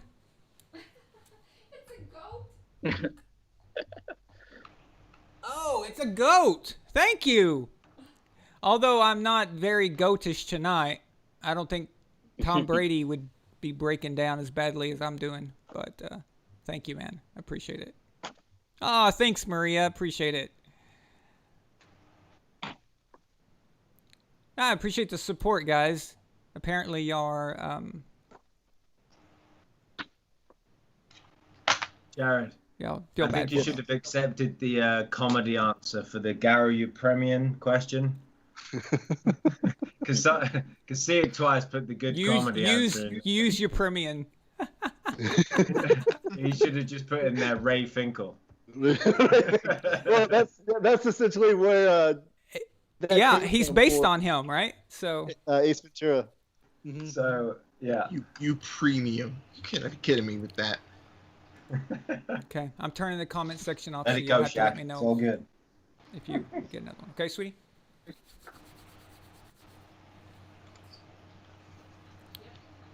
Hey, we Hey, got Maverick in the bottom right corner. what's up, Where's Maverick? Goose? Are you Well, too what young is- for that movie, I'm Iceman. Josh? What? Okay. Are you Are too we- young are we for ready that to movie? Do you know the reference? Wait, what movie? Ace Ventura, Pet Detective. No. Me and Aaron Top just said Gun. we've got Maverick in the bottom right-hand corner. Where's Goose? Oh, Top Gun. nice. Okay, yeah, I was not paying attention. I don't know that movie. Oh my God. Wow. Well, the How old sequel's are coming you? out. See that movie before the second one comes out. Yes. All right. Okay. So, are we ready for question 10? Yes and no is my answer. Aaron, Let's are just you get it coming with over us? with. Screw you. Okay, 1994, Steve Young led his 49ers to Super Bowl glory by defeating Tom. Let me start over. In 1994, Steve Young finally led his 49ers to Super Bowl glory after finally defeating Troy Aikman's Dallas Cowboys in the NFC Championship. Young won MVP honors by throwing how many touchdown passes in the game? Aaron, Aaron, 6. correct. And whose Super Bowl record of 5 touchdown passes in one game he surpassed? Joe. Joe who? My God. Joe Montana. I'll give it to him. Or as Milena told me when I first started dating her, Tony Montana. Tony Montana. Montana. Tony Montana mouth. Okay. In that same season. Oh, I'm sorry, Aaron. Do you need to update the scores? Yeah, that's 7 points. 7. Okay. Boom. Yeah, got it. In that same season, The San Francisco 49ers made a big splash by bringing in Deion Sanders to help on the defense. Which former Cowboys linebacker did the 49ers also bring onto the team? Aaron. Charles Haley. Not correct. He was a defensive end, man. I didn't even hear him. Linebacker for the 49ers. I didn't even hear him. I just heard I heard free agent from, and then I just went off.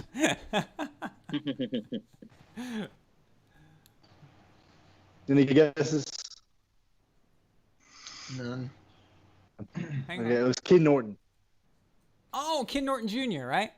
Oh. Ah, good question, Okay. Joe. That was a good one. All right. Yeah.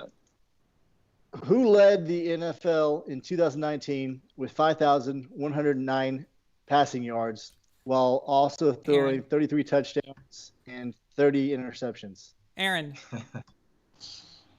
Aaron. Oh. The GOAT, Jameis Winston. That's 30 correct. for 30, baby. Oh no. What's in? Who will replace him as well, shit. I'm just going to give you that one because I screwed that one up. No, you shouldn't give him that one. 'Cause- Well, I kind of screwed that one up, so Rob Shady. couldn't count. Yeah, Bob McShady. Okay. All right, question number 13. Hang on. Yeah, I can't take that extra point. That's just not fair. Even though I would have got it anyway. But Yeah, I screwed that one up.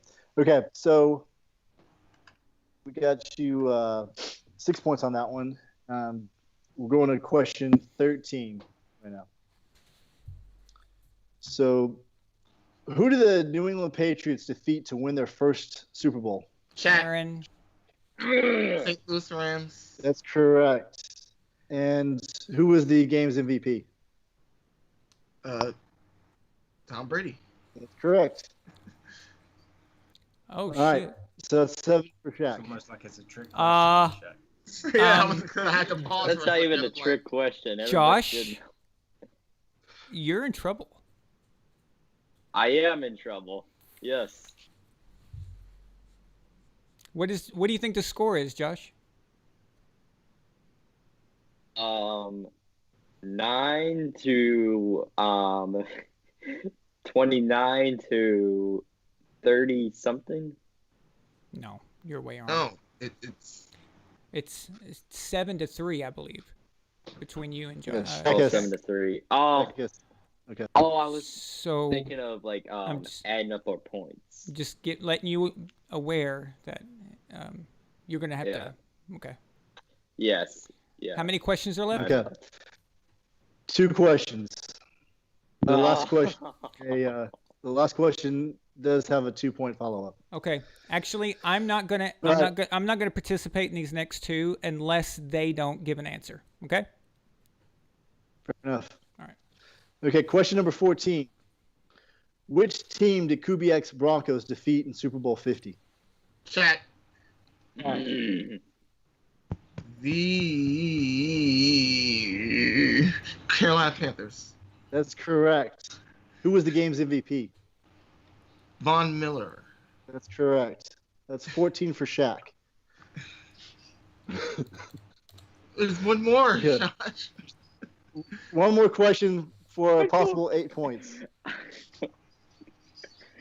Okay. In 1971, what defensive tackle turned Minnesota State Supreme Court Justice was named NFL MVP?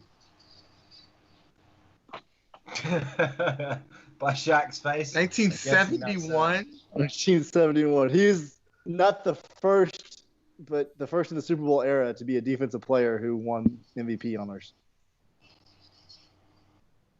Supreme Court Justice. What?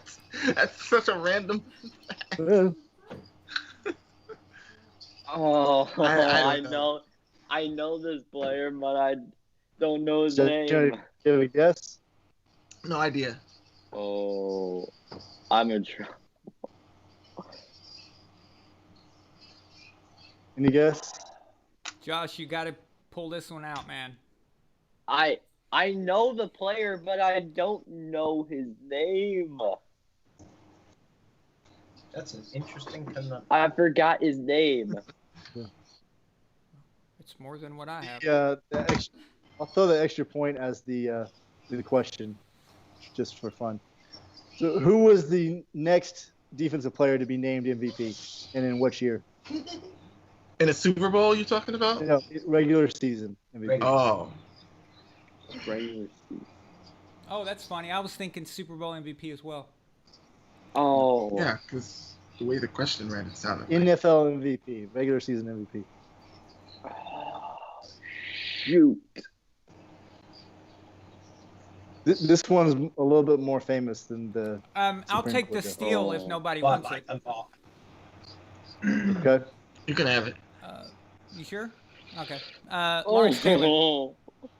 That's correct. It was 1986. Lawrence Taylor won MVP honors. 1971. Alan Page for the Minnesota Vikings won MVP. I definitely know Alan Page. So with that, Josh, we'll say goodbye and continue to the final round. Now, I know Aaron probably wants to take a break. We'll give everybody a little bit of time. I think Josh is a little. I'm not sure, but I think Josh is not taking it very well. I think he's having a little drama session. So the final round, we're going to have a little bit of a different flair to it this time.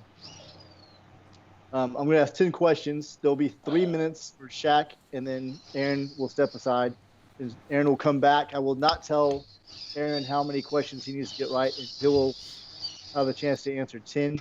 If you get to all 10 questions, I do have a fun follow-up for it's a 5 follow-up just to have fun with. But if you want to skip, just tell me to skip. I'll go to the next question, and then if you get through all 10, I will go back and answer the let you answer the questions you skipped. So any questions on that?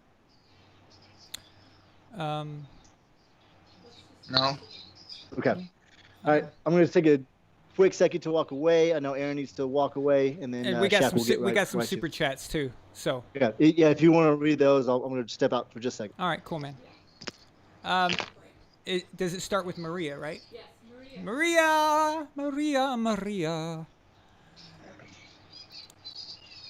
Maria with the $5.34 super chat. 534. Let's effing go, baby. Thank you, Maria, so much. Really appreciate your support. Hey, come on. One of these days you're gonna call in. You're gonna be the first female other than Milena to call in. You'll set Von Allen sports history. I'm gonna tell you something. This channel is going to be famous one day, and so we'll look back on that. Imagine if ESPN played a reel of the first things that they achieved, when they first started. Maybe it's like that. Of course, it won't be as big as ESPN, but you get my point. See it twice. Daniel, $10 super chat. He says, those glasses say, I have the need for speed. Hell yeah, baby. But the rest says, I have the need for weed. Yeah. Unfortunately. Pretty much. Thank you so much, Daniel. I really appreciate that. Eddie, sorry about the thing I said about the Cleveland Browns. I do believe there's more than just Jim Brown, but okay, I'm sorry. No, there's not. He's the only good player you guys have ever had. Okay. Wait, Eddie sends a $5 super chat and he says, "Lers Fuchsin Guch." Okay, Eddie's drunk again. Yeah, like mega drunk. Damn. That's the upset of the century. It's official. Eddie is drunk. But he can still send a super chat. Thank you so much, Eddie. I appreciate it, man. When you can't even spell an expletive correctly, you know someone's drunk. Another thing the Browns have is auto He grip. doesn't need a designated super chatter. He do it by himself. Okay, Josh, I'm gonna have to mute you for this part. Okay. All right. Yeah, I'm just turning off my comment section.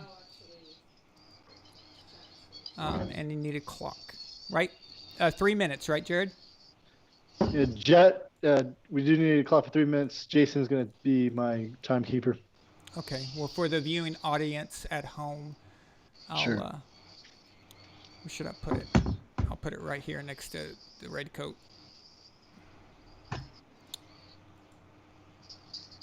Sorry, guys. Give me just 1 second. Resetting the scores. I really appreciate y'all's super chats tonight, guys. It's really awesome. And Shaq, way to come through there at the end, buddy. You had a big goose egg for a while. That was my strategy. To have a goose egg for a while. And then sneak right through at the end. Okay. Milena? Yeah. When they begin, just come on over here real quick.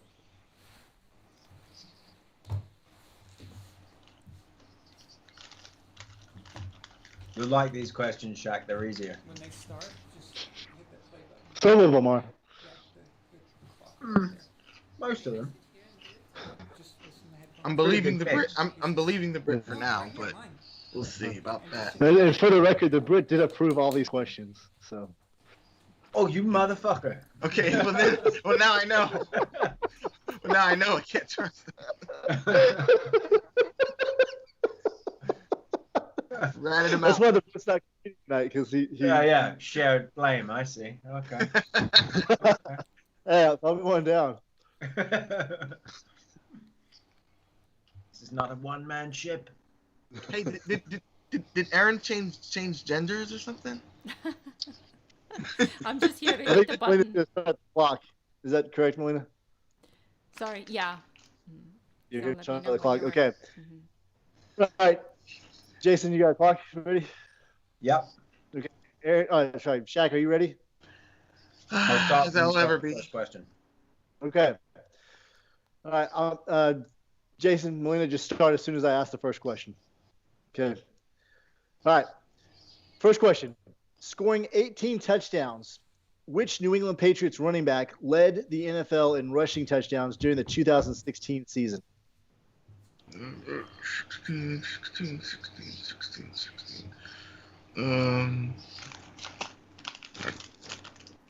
16. Oh, LeGarrette Blount. Named for its geography, which stadium did the Pittsburgh Steelers call home from 1970 to 2000? Three River Stadium. Who is the only MVP, the only NFL player to be named seasonal MVP 3 consecutive seasons? Pass. Who caught Joe Montana's pass that won Super Bowl 23? It was the famous game-winning drive against the Bengals. Pass. I'm like Aaron today. What fullback helped the Cincinnati Bengals shuffle their way to the Super Bowl in 1988? Hell, pass. In 1999, Kurt Warner won the NFL's MVP on his way to leading the St. Louis Rams to victory in Super Bowl 34, where he won games MVP. But who passed for the most passing yards that season? 1999. Kurt Warner. No, he was retired. Culpepper? I don't know. Question number 7. Who was the first defensive player to be named Super Bowl MVP? This goes back a ways. Pass. What New England Patriots radio broadcaster played quarterback for the Patriots the year the Patriots drafted Drew Bledsoe first overall in 1993? Scott Zolak. Correct. Number 9. Who was the first player in NFL history to be named both seasonal and Super Bowl MVP in the same season? Patrick Mahomes, right? No. Since the return in 1999, how many first-round quarterbacks had the Cleveland Browns selected? Repeat that. Question. Since their return in 1999, how many first-round quarterbacks had the Cleveland Browns selected?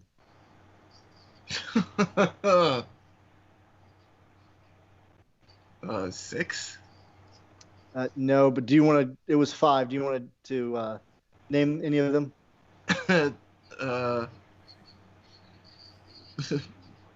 Baker Mayfield.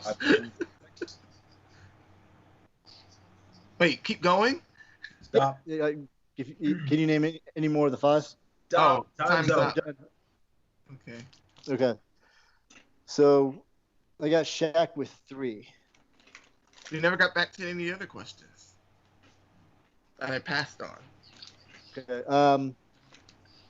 Should we give him 30 seconds for? Because I dragged out that last question. Yeah, go for it. Okay. So you get 30 seconds. We got questions 4 and 5. So we get question number 4. What fullback helped the Cincinnati Bengals shuffle their way to the Super Bowl? Fullback shuffle.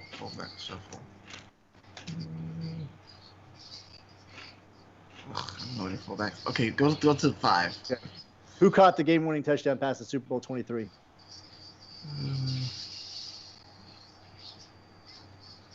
It wasn't Dwight Clark, was it?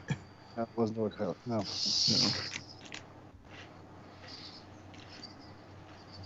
Okay. All right. 3. You ready for Aaron? Yeah. Just need Aaron to come back in.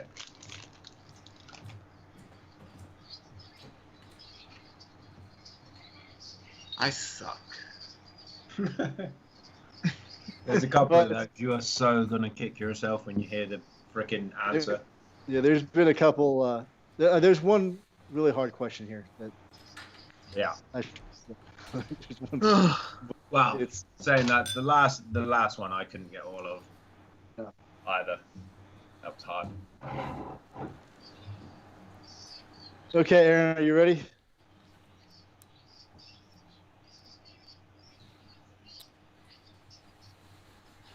Yeah. Oh, wait, Okay. wait. I got to start the clock. Hang on. Okay. Okay, start as soon as I ask the first question. Jason, are you ready? Yep. Okay. Scoring 18 touchdowns, which New England Patriots running back led the NFL in rushing touchdowns during the 2016 season? LeGarrette Blunt. Correct. Named for its geography, which stadium did the Pittsburgh Steelers call home from 1970 to 2000? Three Rivers Stadium. Who was the only player to be named NFL MVP 3 consecutive seasons?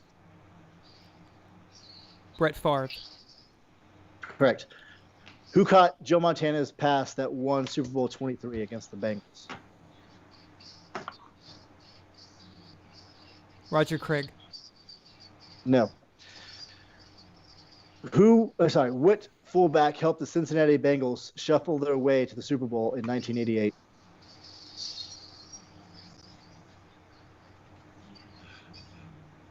The Icky Shuffle. What's his name? Oh. Pass. Okay.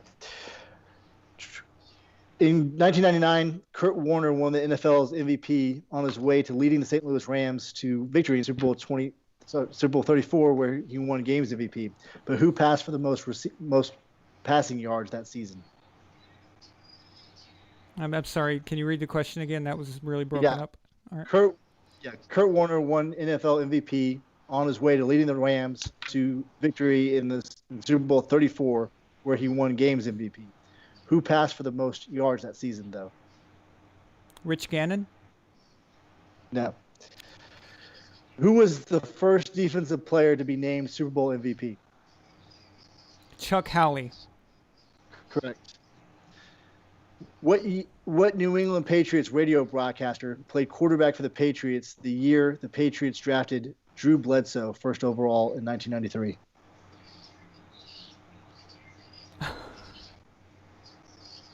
Oh, I hate you. Pass. Who Who was the first player in NFL history to be named both seasonal MVP and Super Bowl MVP in the same year? Joe Montana. No. Since the return in 1999, how many first-round quarterbacks had the Cleveland Browns selected? Oh my God. 24.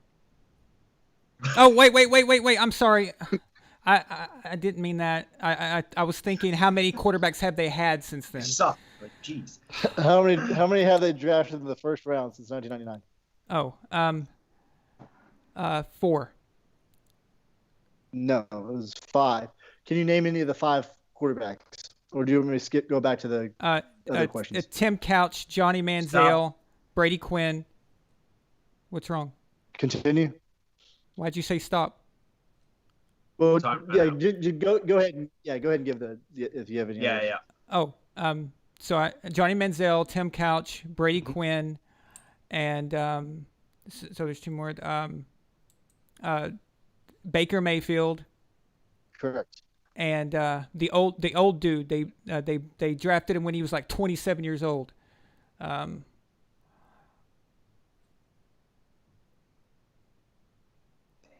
can't remember his name. Okay. All right. Well, Aaron, you were able to get the most questions right in this rapid fire round.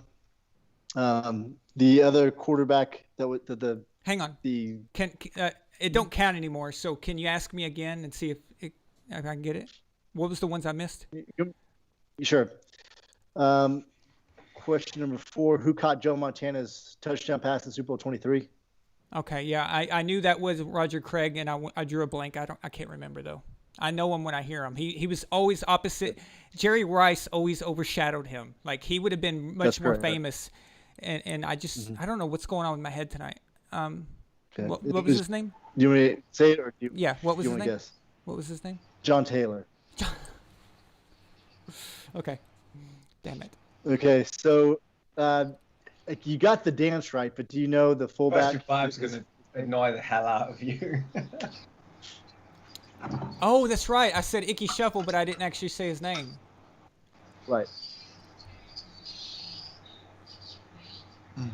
We were talking about this earlier. It's like one of those annoying questions. He had a commercial not too long ago about his Icky Shuffle. Of course, I know who he is. I mean, I don't know what's wrong with me. Hell, I can even tell you that he worked in the stadium when he was younger, selling sodas and beer. I can tell you that, but I can't tell you his freaking name. I don't know what's wrong with me. He did the same after his career.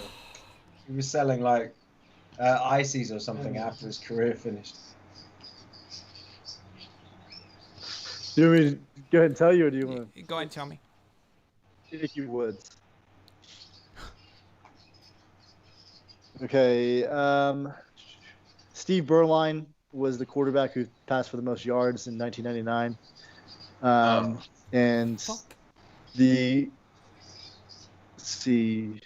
Did you get number 8? What New England Patriots radio broadcaster played quarterback for the Patriots the year prior to the Patriots drafting Drew Bledsoe first overall? I forgot his name.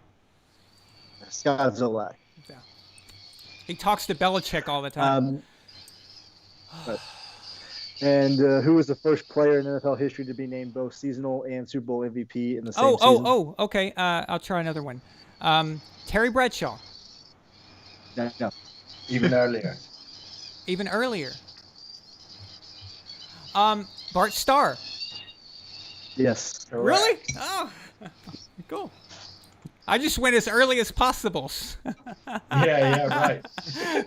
Yeah, the first one. I didn't think it was Bart Starr, and I had an answer, and I was fact checking myself, and it was Bart Starr. I was like, oh wow, yeah.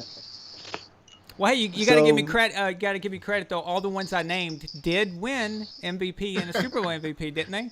That's true. So, and I thought Terry Bradshaw was the first one. At least they were good guesses. So. The other Browns quarterback picked in the first round was Brandon Weeden. I had the right guy, didn't I?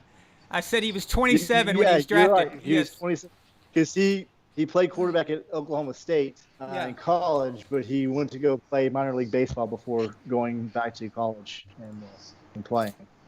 So, anyway. So how many did I get? That was tonight's game. 1, 2, 3, 4, 5. 5. That's it. And then that's what I had. Well, what the hell did Shaq score? Shaq 3. You're going to hell for that seasonal MVP crap. Just say MVP. All right, I will. I'll work on that in the future. That's grammatically correct, FYI. Oh, seasonal MVP. I don't get any points for naming all those Cleveland Browns quarterbacks. Well, you got 4 of the 5, and you Shaq should got get 1 no of the 5. points, just like those quarterbacks. Yeah, you know what? you've got an unhealthy obsession with the Browns tonight, and I don't like it. To be fair, Aaron, you've got a super chat from a Browns fan, who, I think he's given he's given new meaning to dictionary or thesaurus work. Yeah. Okay, but we that's need a translator for this one. That's what I'm saying, though. This game, tonight's game, was made for Addy. Yeah. Well, I don't know. Once you read the super chat, maybe not. We need a translator for it. You know. $5 super chat from Addy. Good game to whoever wins. I'll have to watch this to marrow meow. Wait, wickle revolver. A revolver. I love Yeub Saul. Have a good day, Iran, and hopefully a good year. Woo. Son. Ooh. Addy, come on, man. If anybody wonders why the Cleveland Browns are so bad, you have an idea now. So your Never team, drink a super chat, kids. your team You know what? is so awful that it's driven you to drink and then No, pay I don't- for the you know privilege what? of being made fun of. Aaron, I don't think Addy's drunk. I think what he's done is he's just not paid attention and he's typing the cadence from the Cleveland Browns playbook. Okay, see, that makes more sense. Now that yes, I like that. That makes more sense. I think that's what he's done. Holy crap, Addy. Okay, I have to know. I know I was struggling mentally because there was some I knew I knew them. Like I knew Alan Page and I knew John Taylor and all that. You know, it just fell out of my head. But were these questions a little harder than last week? I think they were. The second round was supposed to be harder. I threw Jason under the bus earlier, but Aaron wasn't here, so I'll throw him under the bus again. These were vetted by Jason, so. Yeah, we did go through these earlier. They seem... That's why he couldn't play tonight because you had him verify them. And what did you think, Jason? Yeah. Did you think they were harder than last week's? They were a little harder than last week's, but I thought they were like a pretty good level. I thought last week's were too easy, right? A bit too easy. So these were like a good level. So there was a good mixture in here. Exactly right. I think tonight, perfect. Because last week there were some that were just insanely easy, like just, crazy easy. Now that's okay to have a few of them, but tonight there were a lot of like, what the hell? What is that? Yeah. So. But the good thing about tonight's, what I noticed from reading through them before Jared asked you guys them, is there was a lot of questions that were like you guys knew them, but it's there and it's not here. So you have to think, and it's a pain in the ass to try and get to. So which are the most fun questions because you kind of know the answer but can't get it to the forefront of your mind. So it worked pretty well.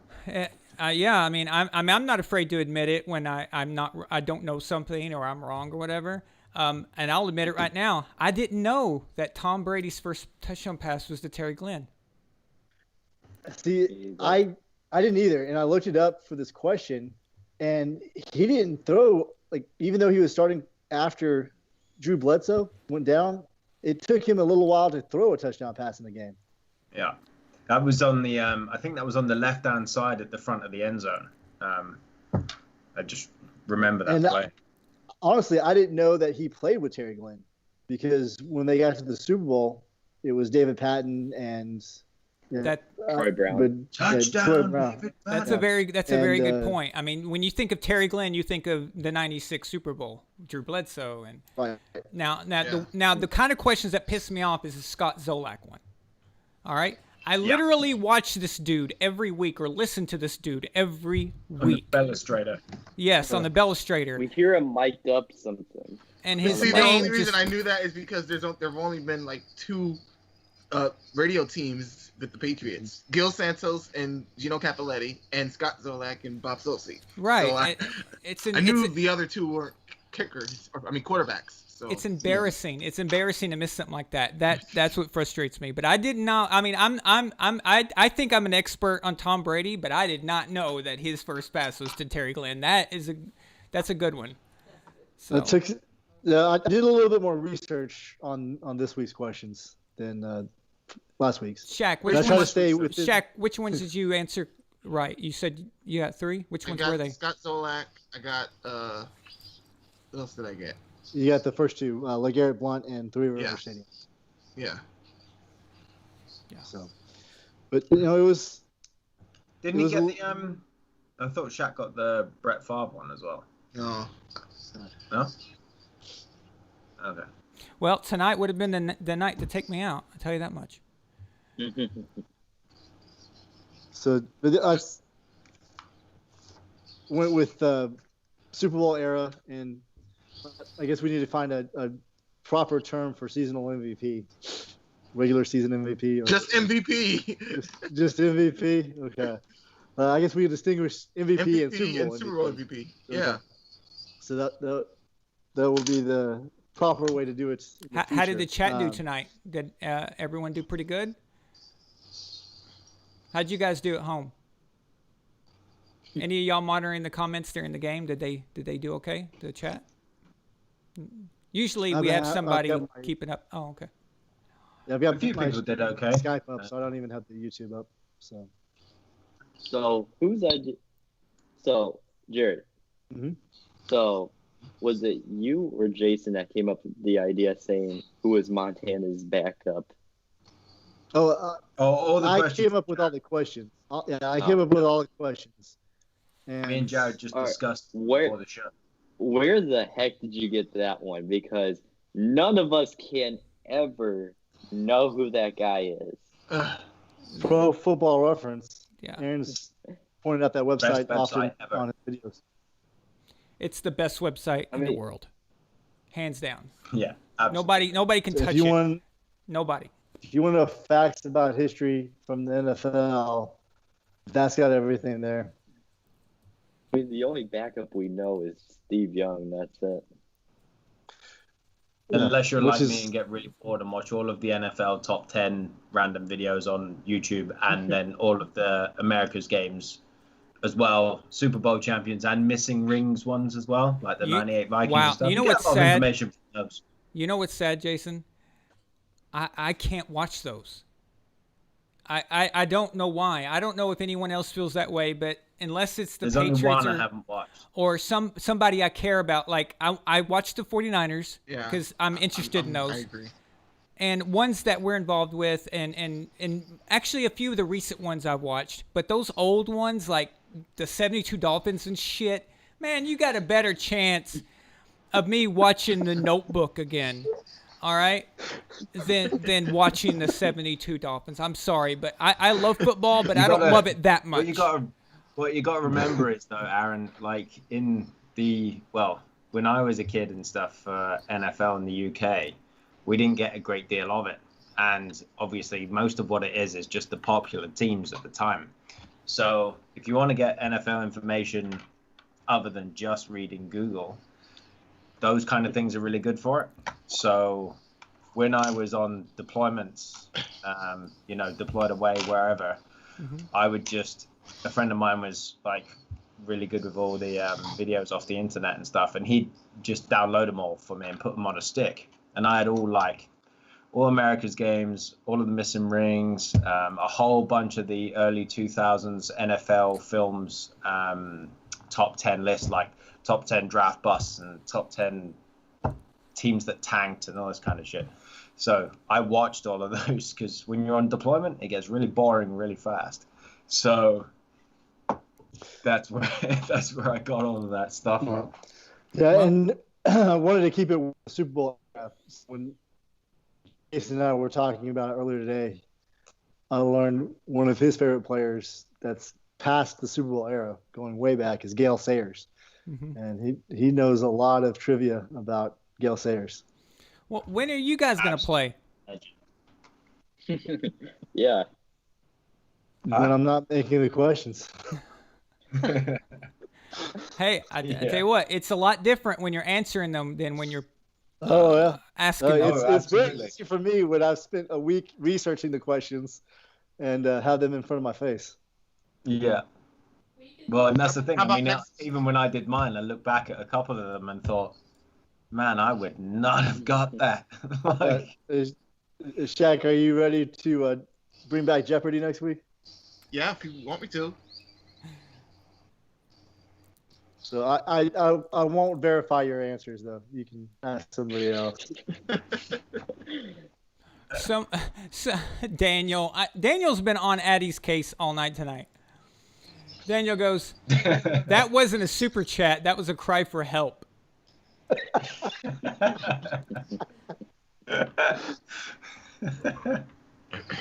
You got to admit, though, we have a great community here.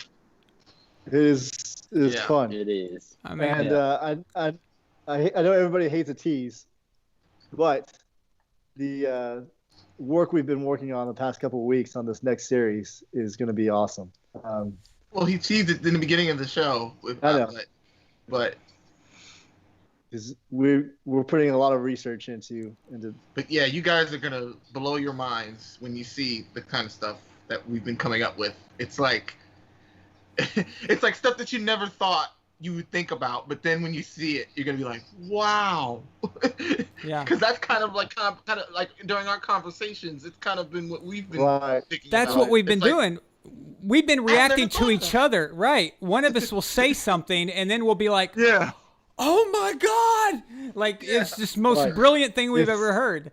It's like an old school jazz session where someone starts playing whichever instrument they're on, and then somebody's like, "Oh yeah!" And then they just build on it and just all of a vamp sudden- off each other. Right. So we're just riffing off each other. It's going to be a really fun series. Well, I'll tell you this much: we're One Ounce Sports working hard for you guys. Okay, so just we're not just sitting around doing nothing. It's just. Well, I'll tell you, for me, I'm trying to juggle my school and this at the same time. So, but good news is I have finals over the next few weeks, and after that, boom, I get to go home and VAS, baby, full time. That's right. 24/7. So. When are your finals, Aaron? Oh, they're all different dates over the next 3 weeks. Okay. In 3 weeks' time, I've got my my final interview as well. So we'll both be free of the clutches after that. Cool. And Shaq, great service today for your mom. Yeah, it was beautiful. It was. I'm glad you guys watched. Thank you for inviting us. It was great work. Oh, and you know what? I'll put the link in the chat if you guys want to. If any of you guys who didn't watch, if you want to watch, and I really appreciate it because my dad's preacher was really something. Yeah, so He was very good. Thanks in advance for watching. Absolutely. See, when it started, I remember you mentioning something about a preacher or trying to find a preacher. And I thought, when he started talking, I was like, okay, either he knows them, or this is the greatest for hire preacher of all time. Thank God. Yes, that's exactly what I was telling him. I said it would have felt so different if we would have got some like that funeral director or somebody else to do it, because I'm sure they would have been able to make it till you fake it, you know, blah blah blah. But Yeah. it just would have felt different. But this guy knew my mom, so it everything worked out great. It was obvious right away, because I was just thinking, my gosh, if this guy doesn't know them, then wow. But yeah. You know what's strange is that I've never met anybody in your family, but for some reason while I was watching, it feels like I've met them. Isn't that? Do you know what I'm talking about? Like I'm pretty sure you have. When I saw your dad, I was like, oh yeah, you know, it's almost like, and your brother definitely. Well, he looks like you, but it's just strange. It's yeah. I wish I could have met your mom though. Because I knew she would have loved to have met you, because she knew knew about all us. about you and the show and everything. Because if she didn't, she probably wouldn't have let me go. But she knew of everything, so. Yeah. Hey man, she will always be with you.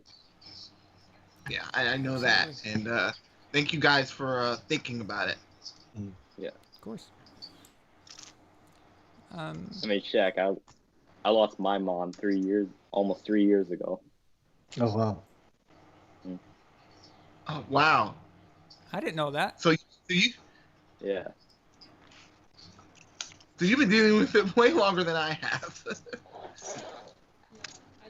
See, you seem pretty strong yourself, so got to teach me a few things, man.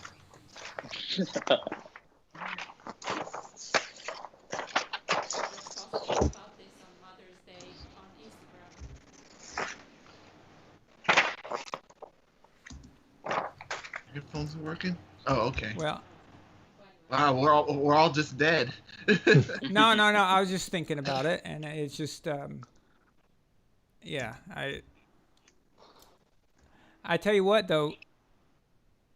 I think it was the when the preacher said that your mother was your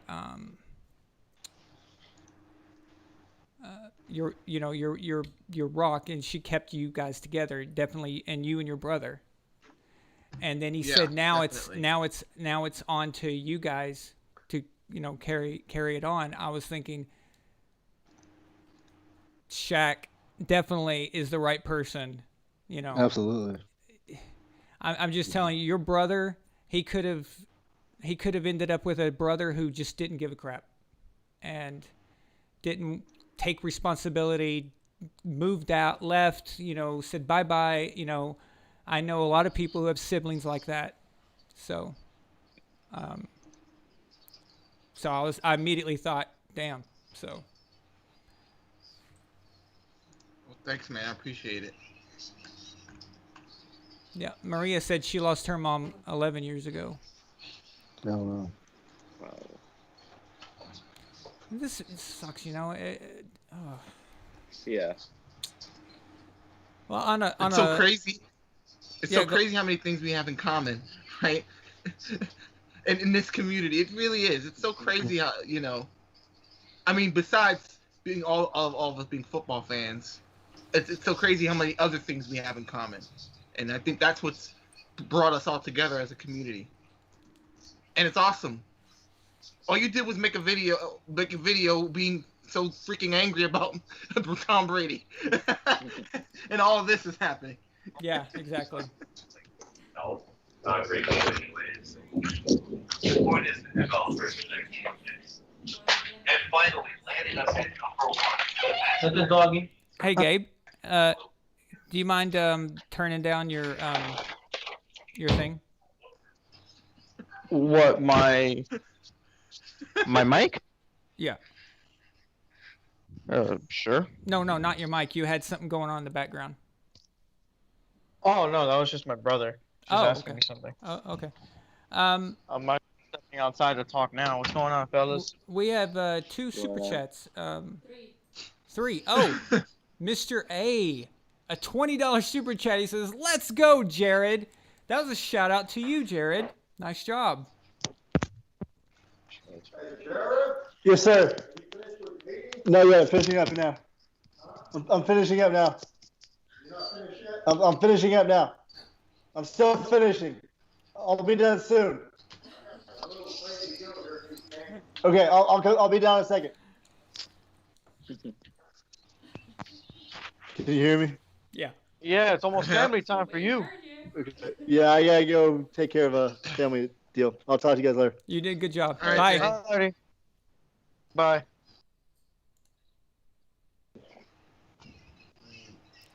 Wait a minute. What's going on, guys? What's going on, guys? What's going on, Gabe? I'm all right. I'm in a much need from a break from politics. Oh, yeah. Okay. Okay. So this is a good place for that then, because we're not doing that. So Mr. A, Amen thank to you that. so much for your $20 super chat. Dude, you are freaking amazing. You were awesome. He Thanks, followed Mr. it A. up with another one. Damn. A $10 super chat. He says, "Everyone say, 'Let's go' for Shaq's mom." Shaq, that's for you, buddy. Thanks, Mr. A. Let's go. You're the man. Let's go. Let's go. And we got Let's go. Let's go. And Clash 1984, $5 super chat says, "For the Notebook." Okay. God. So I ragged on the Notebook a little bit. I apologize. He says, "Great show, guys. Let's go." Thank you, man. So The Notebook is the GOAT of movies. I mean, come on. If you're talking about chick flicks, then probably. I don't know why I brought that one up. I just remember having to sit through it a few times. So I don't know. By the way, Aaron, are you and Melina still in Bulgaria? Yeah, Or you guys are back in Cali? we're still in Bulgaria. Okay, good. Yeah, stranded. Just making sure everybody I know is A-okay, because everything that's been going on the past couple days has been it's been getting nasty out there. You know, just stay Anyway, safe, you know? I want to talk about something interesting. I don't know how many of you guys play video games. I don't. I used to, but I want to talk about something interesting because the NFL, like, they've had this agreement with EA Sports, and they've come up with, and their Madden series the last few years have been absolutely terrible, and now they've re-upped them for another 5 years. So, and clearly, like, they've gotten like so much backlash from this.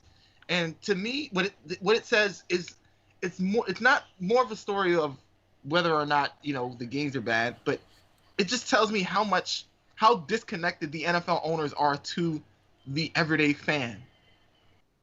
You know, it's so fun. All these guys are just old, you know, decrepit white guys. Well, some of them, well, most of them, who don't know much about the NFL today. And it's just it just has me really interested in, like, and then they want to put all these new rules in about the re-rule and stuff. I'm like, well, you're not ready to do that anyway, because you don't care what the fans have to say. You just care about making money. You just care about, you know, Honestly, putting dollar bills in your pocket. No, go ahead. what I was gonna say is, I think a lot of the reason. I mean, you have to remember that the NFL owners don't make the games; they just profit off of the games. A lot of this has to do with the fact that it's sort of a monopoly.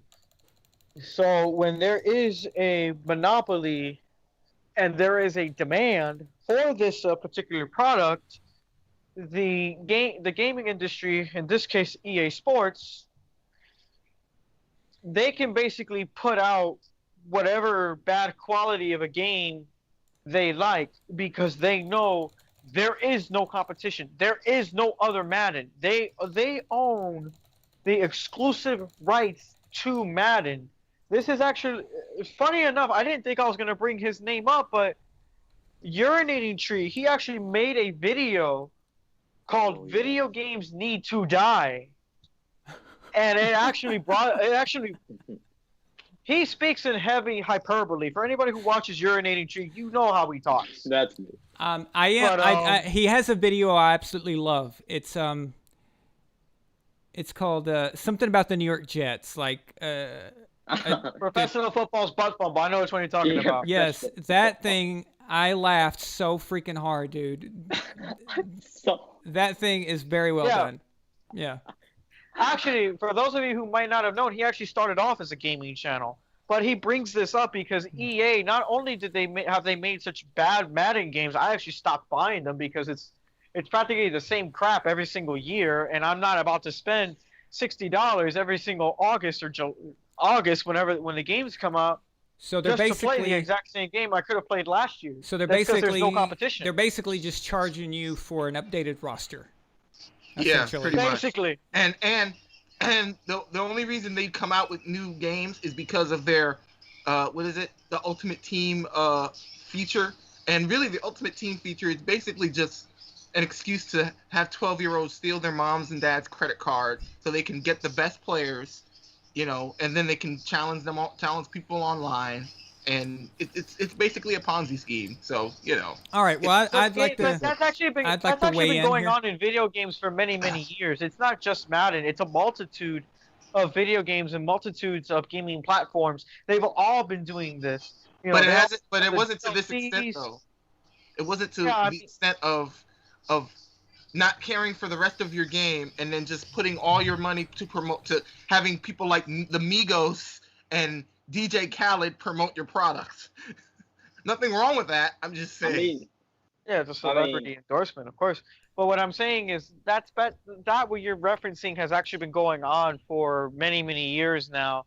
It actually started in the last decade that they have been putting in add-ons into games so they can suck more money out of gamers. That's basically what they've been doing. Like, I don't know if there's a video game. There's actually a couple of video games I can reference in this. Off the top of my head, it's Resident Evil 7, Biohazard, the one with where you're stuck in the house and all that. There's a couple like little side games, but you got to pay for those. And there's another, the South Park, The Fractured But Whole. That one is that's another one where they have like little DLCs and all that, but you got to pay for those out of pocket.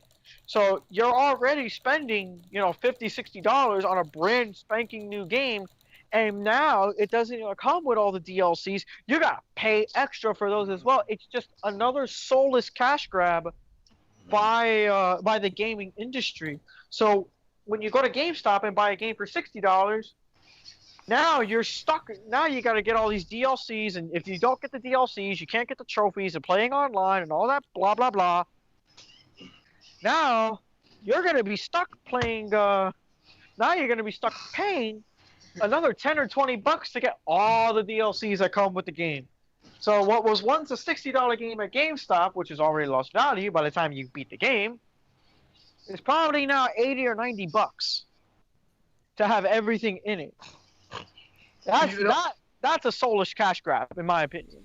And that's actually something that he covered as well. Shaq, go ahead. Speaking of 2K, I was watching this video probably one of the funniest videos I've ever seen. Speaking of 2K, I was watching this funny glitches of WWE 2K20. Oh my God! If you watch that video, you will not. I promise you will not watch the entire video without laughing, because these people are like doing backflips, like they're like having seizures. They got the referees kind of like quadriplegic with no legs. Like it's amazing. Yeah, but that comes with the territory. That comes with the whole monopoly situation.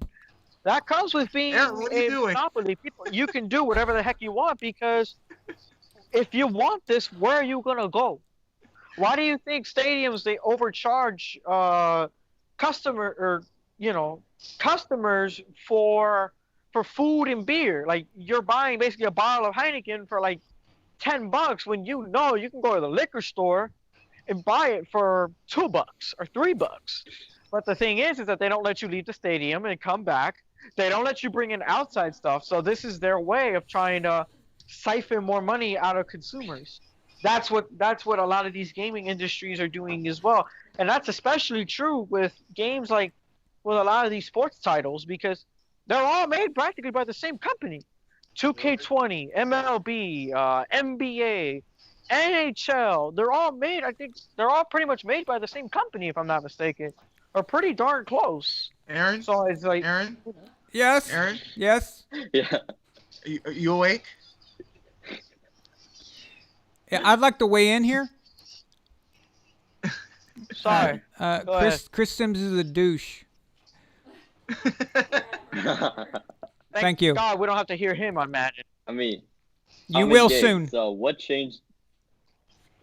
I mean, what they did when they did Madden 20, they added in like stuff like abilities, like the abilities like the X Factor. They added in Superstar KO with those, which you can pick players that, and then they have the ability to like play. I don't know. Wow, that was compelling shit. I'm on the edge of my seat. Okay, Yeah, no, I mean, Shaq, going back to what you were saying about the owners. You want to know what the owners' problem is? Okay. All right, these guys obviously they either got their money by creating some kind of empire of some sort, right? A business empire, or they inherited it. So let's start with the guys who built the business empires. They are more or less just guys who struck it rich with a certain thing that they are very good at. Let's say, like Mr. Crap, didn't he start off originally with lumber or paper, a paper company, printing company? Yeah.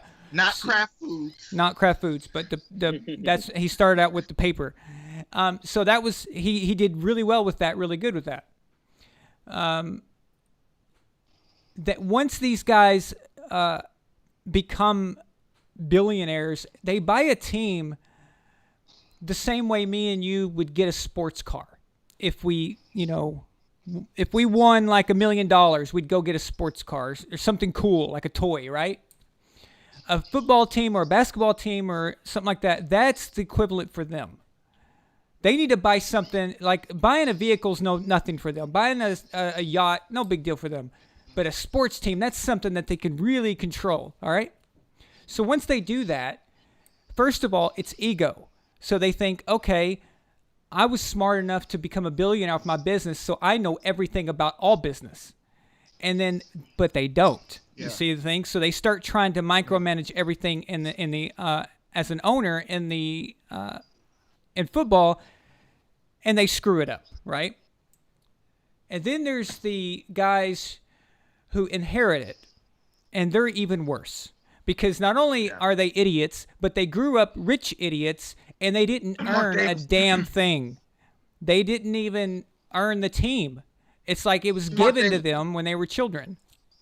You know? Mark Davis. Mark Davis. Mike Brown's even worse. Yeah, Mike Brown is the... I hate him the most because he's the son of Paul Brown. How can you be the son of Paul Brown and suck so bad? How? It's a disgrace. Okay? And Dean Spanos. Still not as bad because Dean Spanos' father was nobody really. I mean, but the comparison, Mike Brown's father is Paul Brown. I mean, how can you suck so bad at running a team? You think you'd be a genius, like brilliant at it, right? But well, I mean, you can say the same thing about Mark Davis from the Raiders. Like, how the hell did he blow it? I mean, Al Davis was a 3-time champion as an owner with the Raiders, I think. I know he won a title as an owner with Oakland. Genetics doesn't equal knowledge. Not genetics, Gabe. Learning, being around. Like, that's what I said. For example, if you've got like Jonathan Kraft, I absolutely believe he is going to be a great owner. And then you've got those sons that... Because he's not going to kowtow and do the good old boy dance, right. And, and want to be a part of that mess. He'll say what needs to be said. and it might ruffle some feathers, but whatever. Yeah, exactly. That's what we need sometimes. That's what we need. But that's just what I wanted to say about when you brought up the owners is that they are so out of touch, dude. They have no idea about anything. The good owners. Okay, who's always the guys who we say are the best owners in sports? The ones that take their hands off the wheel. Stay away. Yep. Name me one guy, one owner who micromanages everything and is successful in the NFL. Nash Lawhorn in the chat makes a good point. The Ford family too, right? Ford.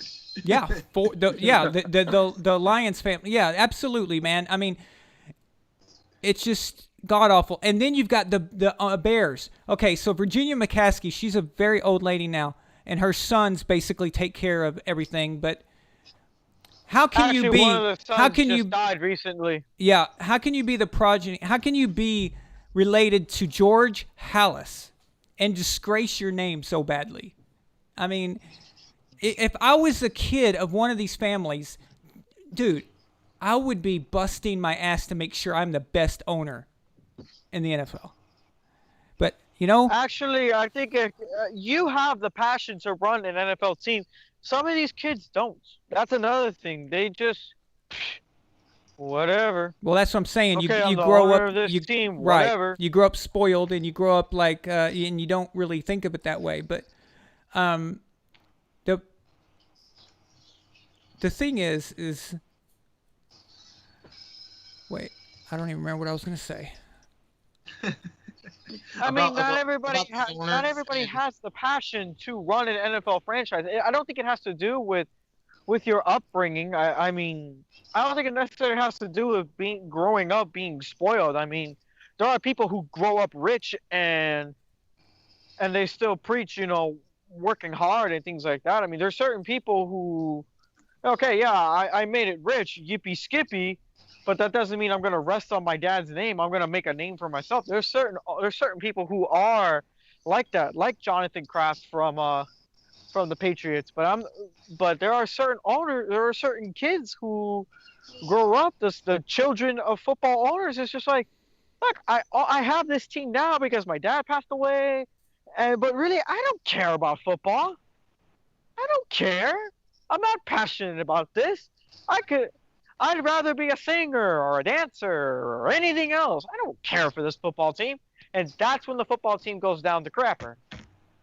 Because you had a great owner who worked his tail off to get to where he's at, and then you got the kid who doesn't really care about football. He might just not care. You know what I mean? Yep. But it's we're just comparing the more likely reasons why they're like that, and you get, Mike Brown's got a daughter, and she's the vice president of the Bengals right now. And she is, from all I can tell, as bad as her dad. So that Bengals, if you're a Bengals fan, prepare for another 30 years of ineptitude and bad management. If you're a Lions fan, I'm sorry, but until the Fords get rid of it, you're done. And the same for the Chargers, and there's just so many families like this. It's just you're screwed. Okay. And it's really sad how they give these fans like the hope and they make them suck in, and then the fans buy season tickets, and then they're fooled to buy other things, and then the team goes in the crapper, and it's an endless cycle. Exactly. These guys are robbing them pretty much. Look at Jimmy Haslam. Jimmy Haslam, he is such a micromanager. It's not even funny. Oh yeah. Like He finally looked like he was doing something right. Yeah, he had a good thing going. He got a general manager. He kind of set back a little, and then things were kind of working. It was like, huh. And now he's back at it again. He wants to be in charge. He wants to be, for lack of a better term, he wants to be Big Daddy. And, bro. Let me tell you something. Go ahead. People like to say that Jerry Jones is a good owner. He's a good owner when it comes to marketing the Dallas Cowboys, but he is not a good owner when it comes to winning. And I'll tell you why. Because a smart guy, a good owner, would have realized Jimmy Johnson could get me 4 or 5 Super Bowls. Okay? That a good owner would have realized that. A good owner would have said, immediately realized it, instead of wanting the credit. Because, dude, that team was so good. Team was so good that Barry Switzer even got them a Super Bowl. But if Jimmy Johnson Jerry doesn't Jones leave, wasn't that great. We have to remember that team, that 90s dynasty that the Cowboys had, that was because there was no cap in the NFL. That was like MLB. The richest owners can buy all the talent. That's basically what that was. the salary cap was How many installed. titles has Jerry Jones won in the Super Bowl era? None. Jerry Jones's problem is that he thinks His ego. he thinks that he's a player. Like he puts himself. Oh, Aaron. Aaron, What? Yes? are you okay? Yes? I'm listening to you, Shaq. Your glasses are 5 feet from your Actually, face. Shaq, you continue. This is a good chance for me to step out just for a second. I'll be right back. So continue. I can still hear you. It's all good. What I was saying was that Jerry Jones thinks that he's the star of the Cowboys. Pun not intended. You know, Right. He thinks that I'm the wide receiver, I'm the quarterback, I'm the owner, I'm everything to the Cowboys. You know, what owner do you know goes and runs routes with his wide receivers? What owner is doing that? I think they're a little too old. I think they're a little too old to be doing that.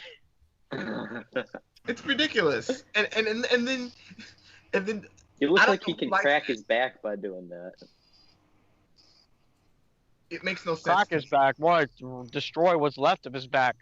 He ain't no spring Yeah. chicken. But I don't know. Like I said, I was saying it. You know, these are things that I think about quite a bit. You know, what makes a good team a good team? It starts from the very, very top. Look at the Dolphins. Look at the freaking Dolphins.